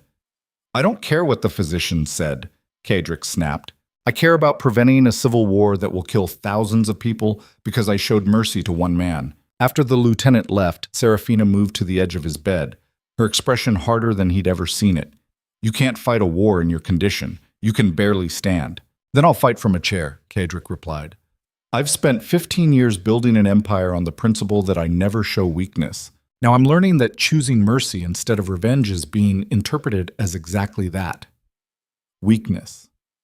And people like Octavia see weakness as permission to attack. So what's your plan? Seraphina demanded. Bleed to death while defending territory from people who hate you? My plan is to remind the kingdom why they feared me in the first place, Kedrick said coldly, while also demonstrating that fear isn't my only tool anymore. It's a narrow path, probably impossible to walk successfully. But it's the only option that doesn't end in either tyranny or complete collapse. Seraphina studied him for a long moment, then made a decision he saw crossing her face like weather. Then I'm coming with you. Absolutely not, Kedrick said immediately. You're staying here where it's safe, where Octavia's forces can't reach you. Safe?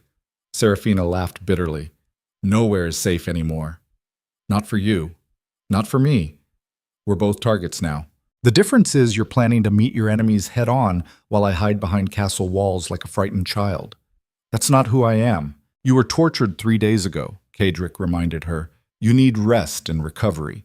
And you were shot with a crossbow 3 days ago, and you're planning to lead troops into battle. Seraphina countered. Don't tell me about rest when you're ignoring the same advice. Kedrick felt something shift in his understanding of her. Not the frightened woman from the winter ball. Not the strategic thinker from the warehouse. This was someone who had survived trauma and emerged demanding to be treated as an equal rather than protected as a victim. If you come with me, he said quietly, you'll see things that can't be unseen. I'm going to have to make decisions that are brutal and necessary. I'm going to have to hurt people to protect others. And you'll be standing right there watching me become the monster everyone says I am. I've already seen that monster, Seraphina replied. In that cathedral basement when you were ready to die rather than let Marcus kill me. That wasn't the monster talking. That was the man underneath. And that's who I'm choosing to stand with. The War Council convened at midnight in Ravencroft Keep's strategy room. Kedrick sat at the head of the table with his arm in a sling, Seraphina standing beside him in a position that made her role clear. Not a decoration. An advisor. The assembled commanders and lieutenants watched this arrangement with varying degrees of skepticism and concern. Kedrick addressed them with the cold authority that had defined his rule for 15 years. Lady Octavia has assembled a force of 2,000 in the southern provinces. Intelligence suggests she plans to march on the capital within 3 days. Simultaneously, several noble families are coordinating a legal challenge to my authority in the Northern Territories. Both threats need to be addressed simultaneously. He gestured to the map spread across the table. Traditional strategy would be to meet Octavia's forces in open battle, crush them with superior numbers and discipline. Make an example brutal enough that no one considers rebellion for another generation. The commanders nodded. This was familiar territory. This was the Iron Duke they knew. But we're not doing that, Cadric continued, and the room went silent. Because crushing a rebellion through overwhelming violence creates martyrs. Creates stories about tyrannical dukes slaughtering civilians who were just seeking justice. That narrative benefits our enemies more than victory would benefit us. Then what do you propose? Your Grace? One of the senior commanders asked carefully. Caedric looked at Seraphina, who nodded slightly. This was her contribution to the strategy they'd developed during the council preparation.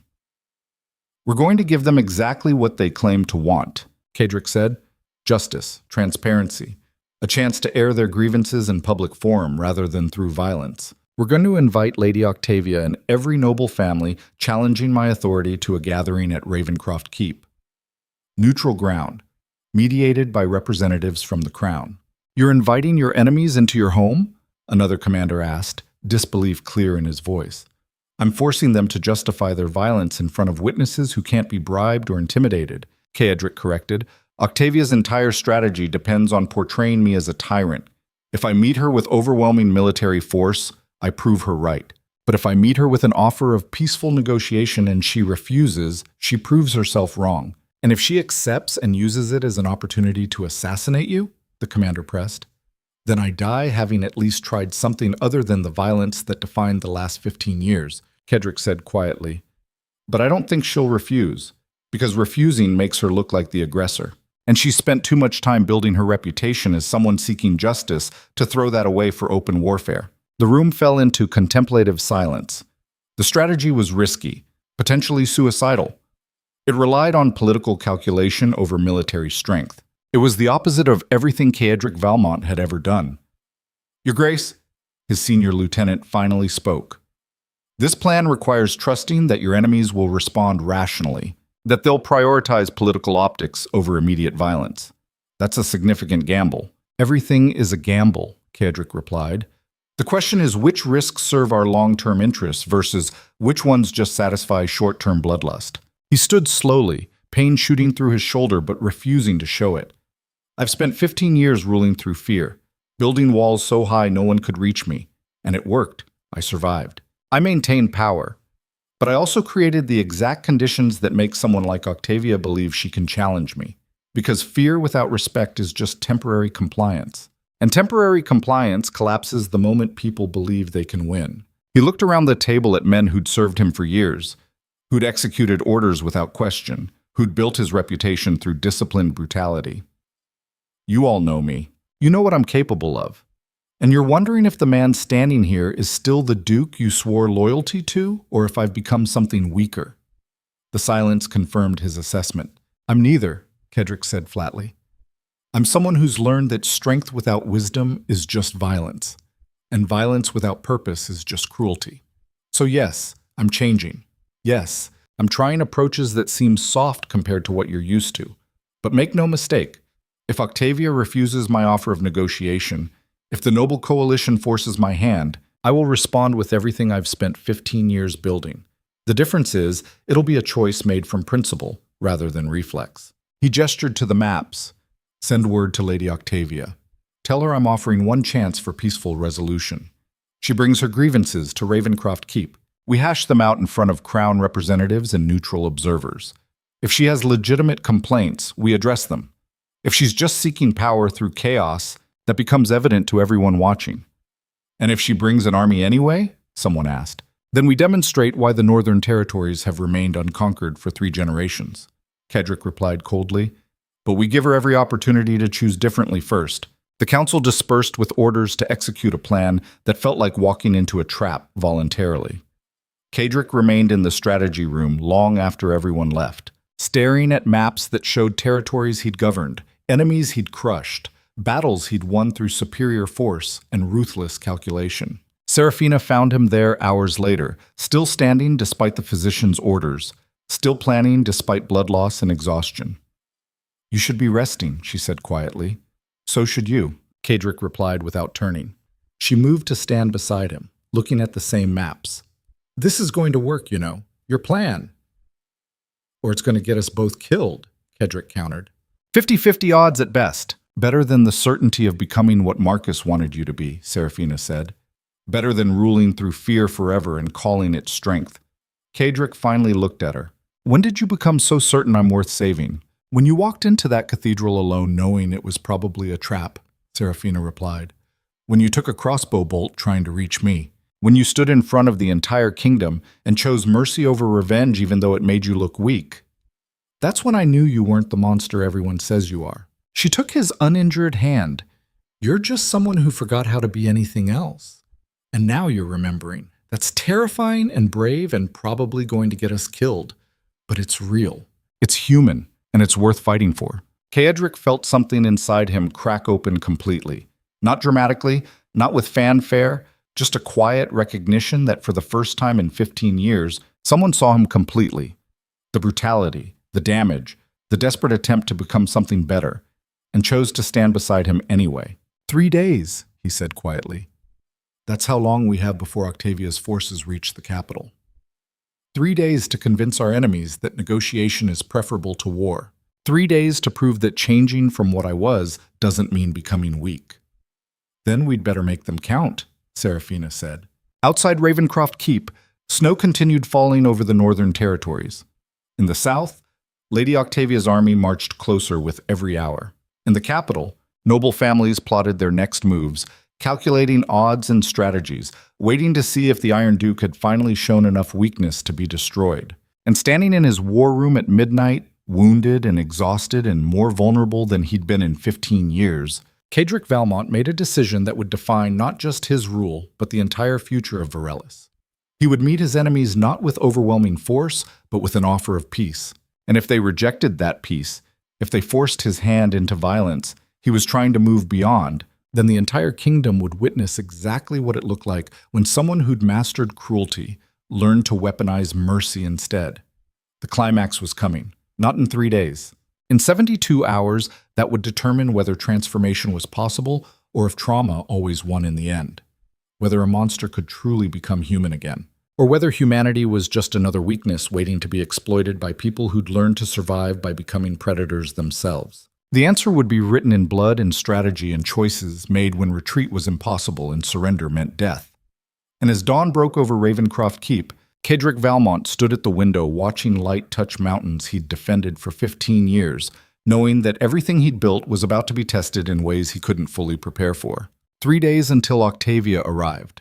3 days until the kingdom learned whether the Iron Duke was evolution or extinction. 3 days until transformation either succeeded or destroyed them all. The storm was coming, and this time, walls wouldn't be enough to survive it. The 3 days passed like water through clenched fists. Caedric spent 72 hours transforming Ravencroft Keep from a fortress designed to repel enemies into a form designed to expose them. The Great Hall was stripped of its intimidating darkness, torches replaced with daylight streaming through open shutters. Guards were repositioned from defensive formations to neutral observation posts. Every decision was calculated to send one message. This was not an ambush, but an invitation to accountability. On the morning of the third day, Lady Octavia arrived with 2,000 armed men spreading across the valley below Ravencroft Keep like an infection. Caedric watched from his study window, his wounded shoulder still bound but functional enough to draw a blade if necessary. The army stopped at the negotiated distance, far enough to not be immediately threatening, but close enough to be a constant reminder of potential violence. Octavia herself rode forward with a small escort, her carriage bearing the Everleigh family crest that she'd stolen through marriage and murder. Caedric felt Seraphina tense beside him as the woman who'd orchestrated years of abuse and manipulation finally came into view. She looks smaller than I remember, Seraphina said quietly, her voice carrying the kind of observation that came from recognizing that monsters were just damaged people who'd chosen cruelty over healing. They always do, Caedric replied, when you stop being afraid of them. The formal gathering convened in Ravencroft Keep's Great Hall at noon. Crown representatives sat at elevated positions, neutral arbiters whose presence guaranteed that whatever happened here would be documented and spread throughout the kingdom. Noble families who'd challenged Caedric's authority occupied seats along the walls, watching with the hungry attention of predators waiting to see which side would bleed first. Lady Octavia entered with theatrical confidence, dressed in black mourning clothes that were calculated to remind everyone of her supposed widowhood and victimization. She moved to the center of the hall with practiced grace, every gesture designed to project wounded dignity. Cadric stood at the opposite end, Seraphina beside him, in a position that made their alliance unmistakable. He wore simple black without ornamentation, his arm still in a sling that served as visible evidence of recent violence. He looked like what he was, a man who'd been shot defending someone and was still recovering. "Lady Octavia," Cadric began, his voice carrying through the hall with cold formality. "You've assembled an army and marched on the capital claiming to seek justice for wrongs I've committed. This gathering is your opportunity to present those grievances publicly and allow neutral parties to determine their validity." Octavia smiled, and it was the expression of someone who believed they'd already won. "Your Grace, how generous of you to offer me this platform, though I notice you've surrounded yourself with guards and positioned this gathering in your own fortress. Hardly the neutral ground your message promised." "The crown representatives are here," Cadric replied, gesturing to the elevated seats. "Witnesses from 6 noble families who have no loyalty to me, scribes documenting every word. If you have legitimate complaints, present them. If you're just here for theater, that'll become evident quickly enough." Octavia's smile didn't falter. "Very well. I accuse you, Duke Cadric Valmont, of kidnapping my stepdaughter, of manipulating her into a false alliance that serves only your political interests, of using her damaged reputation as leverage against noble families who opposed your tyrannical consolidation of power in the Northern Territories." The hall erupted in murmurs.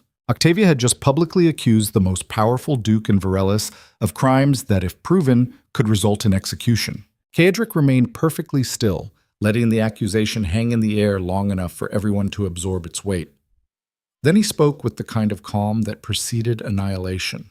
"Those are serious accusations. Do you have evidence?" Octavia produced documents from her escort, presenting them to the crown representatives with theatrical precision. Letters supposedly from Seraphina describing coercion and manipulation. Testimony from servants claiming they witnessed Cadric's men forcibly removing her from the Everleigh estate. Financial records suggesting payments to silence witnesses. It was sophisticated fabrication, the kind that took weeks to prepare and required resources Octavia shouldn't have had access to, which meant she had allies Cadric hadn't fully identified yet. The crown representatives examined the evidence carefully while the hall held its collective breath. Then the senior representative, a stern woman in her 60s who'd served 3 monarchs, looked up with an expression of professional skepticism. "Lady Octavia, these documents are compelling. However, before we proceed, I believe Lady Seraphina Everleigh should be given opportunity to address these accusations directly. As a supposed victim, her testimony carries significant weight." Octavia's confident expression flickered for just a moment. "That's precisely why she shouldn't testify. She's been manipulated by the Duke's considerable influence. Her judgment is compromised. Then let her demonstrate that compromised judgment publicly," the representative replied coolly. "Or are you suggesting we should determine her fate without allowing her to speak for herself?" The trap was sprung. If Octavia refused to let Seraphina testify, she looked like someone trying to silence the very person she claimed to be protecting. If she allowed it, everything would unravel. Seraphina stepped forward before Octavia could respond, moving to the center of the hall with the kind of controlled fury that came from years of having her voice stolen. "Lady Octavia," Seraphina began, her voice clear and cold as winter steel, "has spent the years since my father's death systematically destroying everything he built while using me as a pawn in her social climbing. She arranged 3 engagements that fell through because she'd already poisoned my reputation to ensure I'd be desperate enough to accept whatever arrangement she could profit from. She spread rumors about my character. She isolated me from friends and family. She orchestrated a campaign of psychological torture designed to break me into compliance." The hall was utterly silent. This wasn't the grateful victim they'd expected. This was someone who'd survived abuse and emerged with her fury intact. When Duke Valmont intervened at the winter ball, Seraphina continued, "He didn't kidnap me. He gave me the first protection I'd had in years. And when Lady Octavia and her allies kidnapped me and held me in St. Morwen's Cathedral, it was the Duke who risked his life to retrieve me. The crossbow wound he's still recovering from? That happened because he walked into a trap to save me from the people who were planning to kill me and blame him for my disappearance." She turned to face the crown representatives directly. "My stepmother isn't here seeking justice. She's here because her conspiracy failed, and she's attempting one final manipulation to avoid consequences. Every document she's presented is fabricated. Every witness she's bribed can be contradicted by evidence I've spent months gathering with the help. of an investigative journalist named Thomas Wren before he was murdered by Lady Octavia's associates. Seraphina produced her own documents, collected during those desperate months planning war from a position of profound disadvantage. Financial records showing Octavia had embezzled from the Everleigh estate.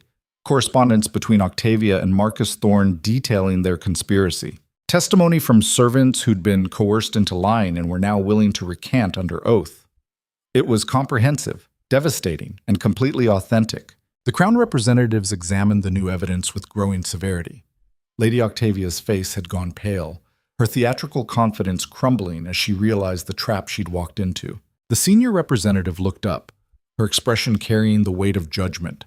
Lady Octavia Everleigh, based on evidence presented here today, you are to be detained pending formal investigation into charges of fraud, conspiracy, attempted murder, and perjury before the Crown. Your army is to disperse immediately or face charges of treason. Guards moved forward, and Octavia took a step backward, her composure finally shattering. This is a sham. You're all in his pocket. The Iron Duke has bought your loyalty just like he's bought everything else. The senior representative's expression hardened. The Iron Duke, as you call him, offered you opportunity to present your case publicly. You responded with fabricated evidence and attempted to silence the very person you claimed to protect. This outcome is the consequence of your choices, not anyone's corruption. As guards escorted Octavia from the hall, she looked at Seraphina with naked hatred. You ungrateful child. I gave you everything, a home, a name, a place in society. You gave me nothing except trauma, Seraphina replied quietly. And I survived despite you, not because of you. Octavia was removed, her screaming protests echoing through Ravencroft Keep's corridors until distance swallowed them entirely.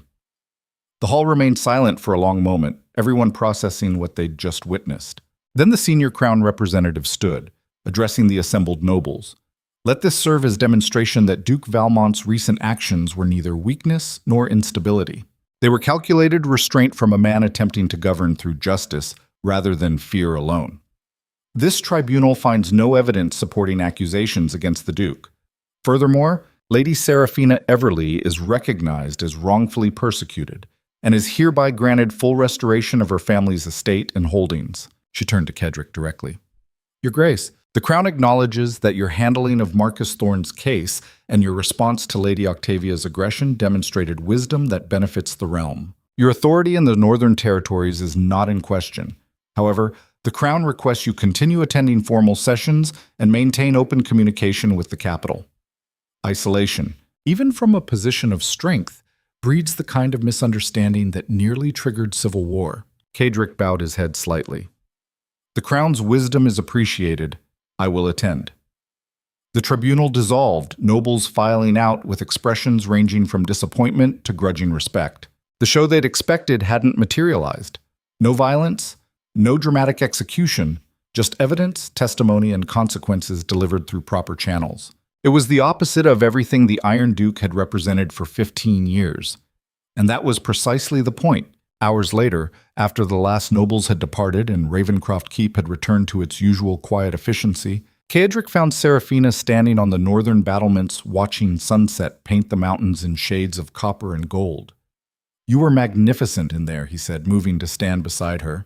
I've seen trained politicians with less composure under pressure. I had a good teacher, Seraphina replied. Someone who showed me that survival sometimes means standing in the center of the room and daring people to look away. That someone nearly got us both killed, Cedric reminded her. But we're not dead, Seraphina countered. We're standing here watching the sun set over territory you've protected for 15 years. Territory that's still yours because you chose a different path. That's worth the risk. Cedric leaned against the stone wall, feeling exhaustion in every cell of his body. His shoulder ached. His entire existence felt like a wound that was slowly healing but would never quite be the same. Is it, though? Worth the risk? I dismantled everything that kept me safe. Showed vulnerability to people who've spent careers looking for exactly that kind of weakness. What happens next month when someone else decides to test whether the Iron Duke has truly changed or just gotten soft? Then you'll handle it the way you handled this, Seraphina said simply. With strategy and restraint and the understanding that sometimes the strongest thing you can do is refuse to become the monster everyone expects. She turned to face him fully, and in the fading light, he could see every scar from the past months visible on her face. The rope burns on her wrists. The bruises that were fading but not gone. The weight of trauma that would take years to fully process. You asked me once why I warned you, she continued quietly. Why I risked myself to protect you when self-preservation would have been smarter. You want to know the real reason? Cedric nodded, not trusting his voice. Because I saw someone at that ball who looked exactly like I felt, Seraphina said. Alone in a room full of people, surrounded by enemies disguised as friends. So damaged by betrayal that trust felt like suicide. And I recognized that isolation because I'd been living in it for years. So when I realized Octavia was planning to destroy you, I warned you because I knew what it felt like to drown while everyone watched and called it entertainment. She took his hand, her fingers no longer cold but warm and steady. You saved me that night on the ballroom floor. Not because it was strategic, not because I was useful, but because you saw someone suffering and decided it was your responsibility to intervene. That's the person I chose to stand with, not the Iron Duke, not the monster everyone fears. Just the man who remembered how to be human long enough to extend his hand to someone who'd forgotten she deserved rescue. Cedric felt something inside him break open completely, not the controlled fracture from the cathedral basement, not the strategic vulnerability of the tribunal. This was total collapse of every wall he'd spent 15 years building, every defense mechanism, every calculated distance he'd maintained between himself and genuine connection. I don't know how to do this, he admitted, his voice barely above a whisper. How to be the person you think I am. How to rule without fear being my primary tool. How to trust that people won't immediately exploit any weakness I show. Marcus spent 3 decades teaching me that attachment is suicide, that caring about anyone creates vulnerability that will inevitably be used to destroy me. And he was right. You became a target because I danced with you once, because I couldn't hide my interests completely, because I let myself care. He pulled his hand away, turning back to the darkening mountains. Everyone I've ever cared about has either died or betrayed me. My father trusted the wrong people and was poisoned at a family dinner. My mother was destroyed by court politics before I was old enough to remember her face. Marcus pretended loyalty while planning my destruction for 32 years, and you nearly died in a cathedral basement because I wasn't careful enough to hide what you meant to me. Seraphina remained silent for a long moment, letting his confession settle into the cold evening air. Then she spoke with the kind of gentle brutality that came from understanding trauma intimately. You're right. Caring about me made me a target. Your father's trust did get him killed. Marcus did betray you after decades of false loyalty. And you have every logical reason to believe that isolation is safer than connection. She moved to stand directly in front of him, forcing eye contact. But here's what you're missing, Cedric. Yes, I became a target, but I also survived. Your father died. But you learned from his mistakes without letting them destroy your capacity for humanity entirely. Marcus betrayed you, but his betrayal exposed weaknesses in your organization that you can now address. Every terrible thing that's happened to you has been real and traumatic and unfair, but they're not proof that caring is fatal. They're proof that life is brutal, and people are complicated, and sometimes the ones we trust hurt us. She reached up, placing her hand against his face with a gentleness that felt alien after years of strategic violence. The question isn't whether attachment creates vulnerability. It does. Always. The question is whether living without attachment is actually living at all, or if it's just a slower way of dying where your heart stops beating years before your body catches up. Cedric closed his eyes, feeling tears he hadn't allowed himself since his father's funeral finally breaking through. I'm tired, he whispered. Tired of being afraid. Tired of calculating every interaction for strategic advantage. Tired of waking up every morning and immediately assessing which of my people might betray me that day. I don't know how to stop. Then don't stop all at once, Seraphina said softly. Start small. Trust me. Just me. Not your guards, not your council, not the entire kingdom. Just one person who knows exactly what you are and chooses to stand beside you anyway. Why would you do that? Cedric asked, opening his eyes to find her watching him with an expression he couldn't quite name. Why choose someone this damaged? Because I'm exactly as damaged, Seraphina replied simply. Because we both survived people who tried to break us, and we're both learning how to be human again.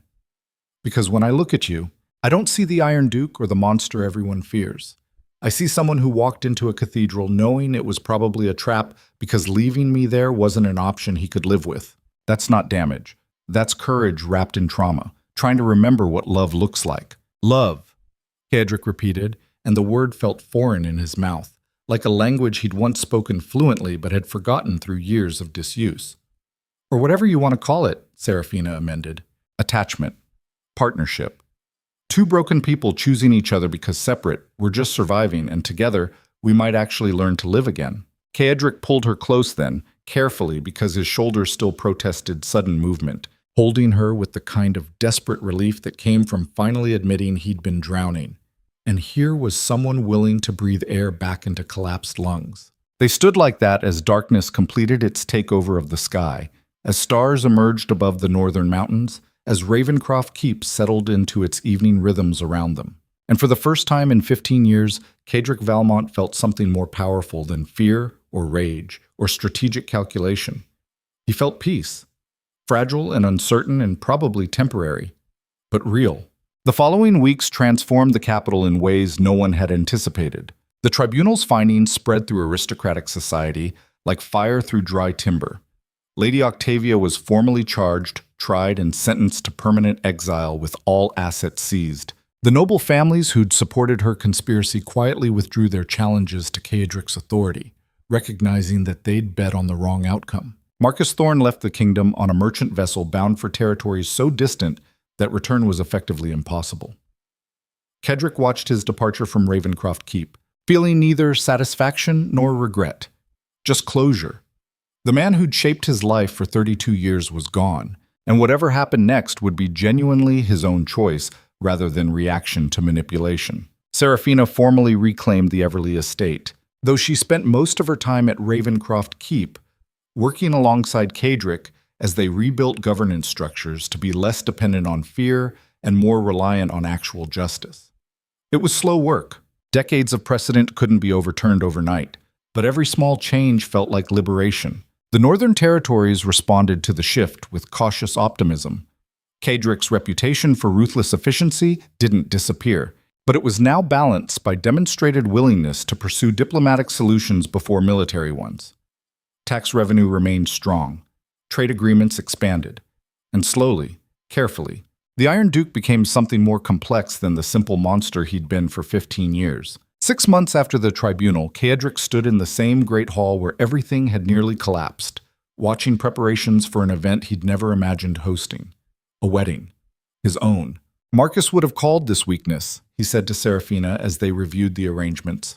Attaching myself to another person, creating vulnerability through formal connection. Marcus was a miserable man who died alone having accomplished nothing except temporary revenge, Seraphina replied pragmatically. I'd rather be vulnerable and human than invulnerable and dead inside. Kedrick smiled, and it was the expression of someone who'd forgotten how and was slowly relearning. When did you become so wise? Somewhere between being tortured in a cathedral and watching you risk everything to save me, Seraphina said. Trauma either destroys you or teaches you what actually matters. I got lucky with which option I got. The wedding itself was small by aristocratic standards. Close allies from the Northern Territories, crown representatives to make it official. None of the theatrical excess that usually define noble ceremonies. Just two people who'd survived different hells choosing each other with full awareness of what that choice meant. As Kedrick stood before witnesses and made promises about partnership and loyalty and choosing each other daily despite difficulty, he felt the ghost of his father watching from whatever place the dead occupied. Felt approval from a man who'd believed in human connection even when it cost him everything. And he understood finally that his father hadn't been weak. He'd been brave. Brave enough to trust despite risk. Brave enough to love despite vulnerability. Brave enough to believe that some things were worth the danger they created. Years passed with the kind of quiet accumulation that defined real transformation rather than dramatic change. Ravencroft Keep evolved from a fortress designed to repel everyone into something more complex. Still defensible, still strategic, but also capable of warmth, of hosting gatherings that weren't just political theater, of being a home rather than just a military installation. Kedrick's reputation shifted gradually from the Iron Duke to something more nuanced. He remained ruthless when necessary. Enemies still disappeared when they crossed lines that threatened stability. But those moments of calculated violence were balanced by longer periods of governance that actually served the people being governed. He learned, slowly and imperfectly, how to trust his inner circle, how to delegate authority without assuming betrayal, how to accept that some people were genuinely loyal rather than just strategically compliant. It wasn't easy. There were setbacks, moments when old paranoia reasserted itself and he reverted to isolation tactics that no longer served him. Times when Seraphina had to physically prevent him from making decisions based on fear rather than strategy. But those moments became less frequent as years accumulated. On a winter morning, 7 years after that first dance at the winter ball, Caedric stood at the same window where he'd spent so many mornings calculating threats and enemies. But this time Seraphina stood beside him, their daughter sleeping in the adjacent room. And the view looked different. Still the same mountains, still the same territories. But instead of seeing threats in every shadow, he saw land he'd protected long enough for something better to take root. "Do you ever regret it?" Seraphina asked quietly. "The choice you made to change? The vulnerability you accepted?" Caedric considered the question seriously. 7 years of marriage had taught him that she wanted honesty, not comfortable lies. "Every day," he admitted. "Some part of me still believes isolation was safer, that caring about you and our daughter creates weaknesses enemies will exploit, that I'm one betrayal away from everything collapsing." "And yet you stay," Seraphina observed. "And yet I stay," Caedric confirmed. "Because the alternative is becoming Marcus, spending decades consumed by fear and hatred, accomplishing nothing except my own misery. That's not strength. That's just cowardice disguised as caution." He turned to face her fully. "You asked me once what I was trying to become, what kind of person I wanted to be if not the monster everyone expected. I think I finally have an answer." "What's that?" "Someone who survived trauma without letting it define every decision afterward," Caedric said quietly. "Someone who learned that vulnerability isn't the same as weakness. Someone who understands that the strongest thing you can do is risk being hurt because the alternative is never truly living." He paused, feeling the weight of those words. "My father tried to teach me that, died before I could understand it. Marcus spent 32 years trying to make me forget it. Machine. And you spent 7 years showing me it was true through your presence rather than your words." Seraphina smiled, and it carried the warmth of someone who'd fought alongside him through every difficulty. "That's the most romantic thing you've ever said to me, and it only took you 7 years of marriage to articulate it." "I'm a slow learner," Caedric admitted. "You're a deliberate learner," Seraphina corrected. "There's a difference. You don't accept things just because someone tells you they're true. You have to experience them, test them, prove them through lived reality rather than abstract philosophy." She moved closer, taking his hand. "That's not a weakness. That's why you've survived everything that should have destroyed you." Their daughter stirred in the next room, making the small sounds that preceded waking. Caedric moved to check on her, this tiny person who represented more vulnerability than he'd ever imagined accepting. She had Seraphina's eyes and his dark hair, and absolutely no concept of the carefully constructed defenses that had defined his life before her existence.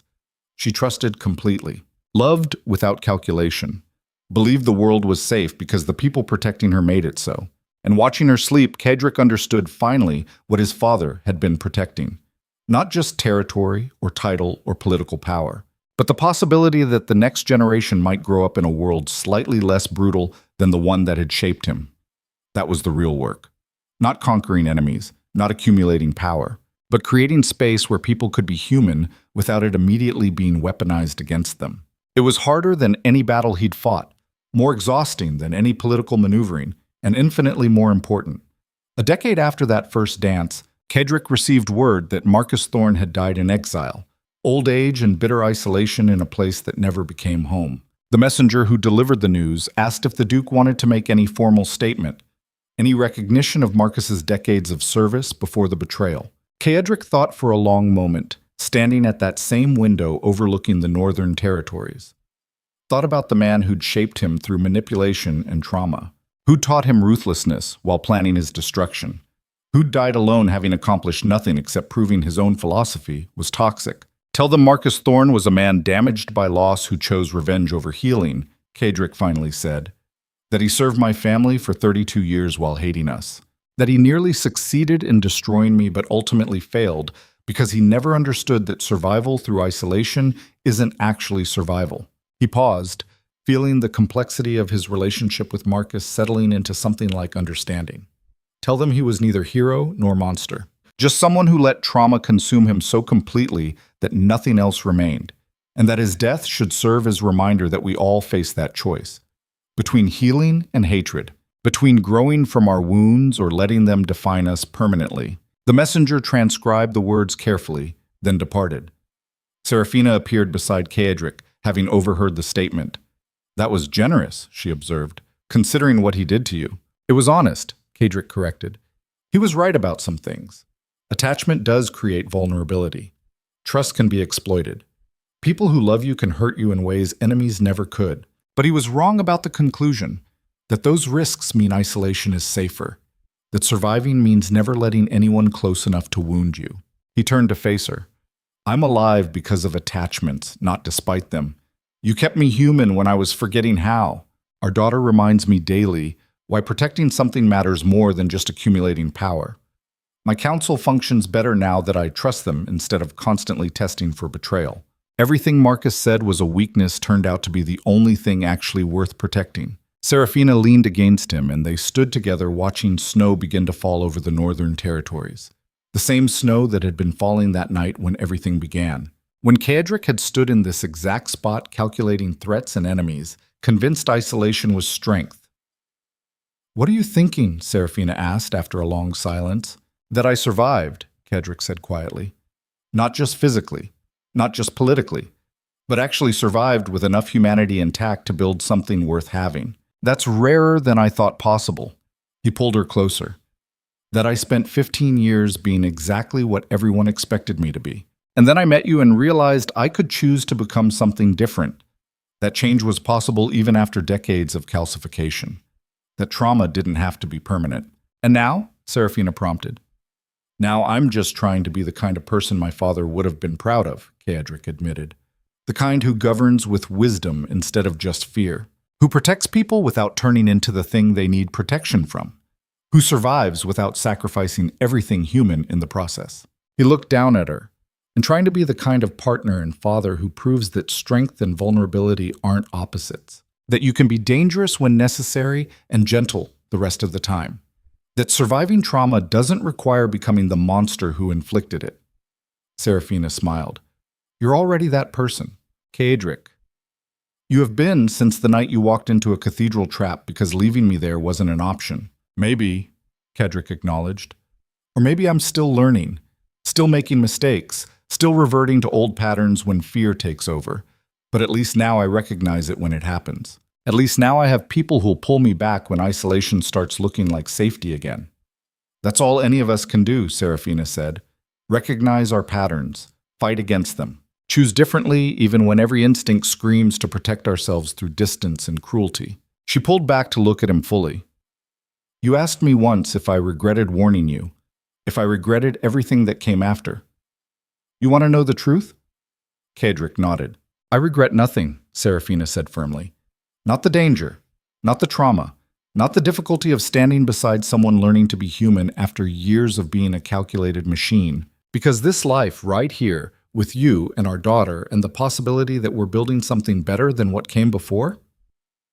This is what surviving actually looks like. Not just continuing to breathe, but choosing to live. And as snow fell over Ravencroft Keep and darkness gave way to dawn over the northern mountains, Caedric Valmont stood with the woman who'd seen him at his worst and chosen him anyway, understanding finally what his father had known all along.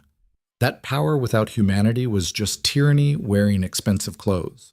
That survival without connection was just slow death with better PR. That the strongest thing any person could do was risk being hurt, because the alternative was never truly being alive. He'd spent 15 years building walls high enough to keep everyone out. And then he'd spent 7 years carefully dismantling those same walls brick by brick, learning that what lay beyond them wasn't just danger and betrayal. There was also warmth, partnership, love that didn't demand perfection, but accepted growth. The possibility of becoming something better than trauma had shaped him to be. It wasn't easy. It was never easy. Choosing vulnerability after years of weaponized isolation felt like walking into battle unarmed every single day. But it was real. It was human. And in the end, humanity was the only thing worth fighting for. The Iron Duke was dead. Not literally, but the man who'd ruled through fear alone had been transformed through fire into something more complex. Someone who understood that true strength wasn't the absence of weakness, but the courage to be vulnerable anyway. Someone who'd learned that surviving trauma meant choosing healing over hatred, even when hatred felt safer. Someone who'd discovered that love wasn't the fatal weakness Marcus had taught him to believe it was. It was the only thing strong enough to make survival worth the cost. And standing there at dawn with snow falling and his family safe inside walls that had finally become a home rather than just a fortress, Cedric felt something he hadn't felt since childhood: gratitude. Not for power or territory or political victories, but for being alive in a way that actually mattered. For having survived long enough to understand what his father had been trying to teach him: that monsters were made, not born. And if they could be made, they could be unmade. One careful, painful, necessary choice at a time. Until the person looking back from the mirror was someone worth being, someone worth fighting for, someone worth loving. And that, Cedric understood finally, was the only victory that actually counted. The rest was just details.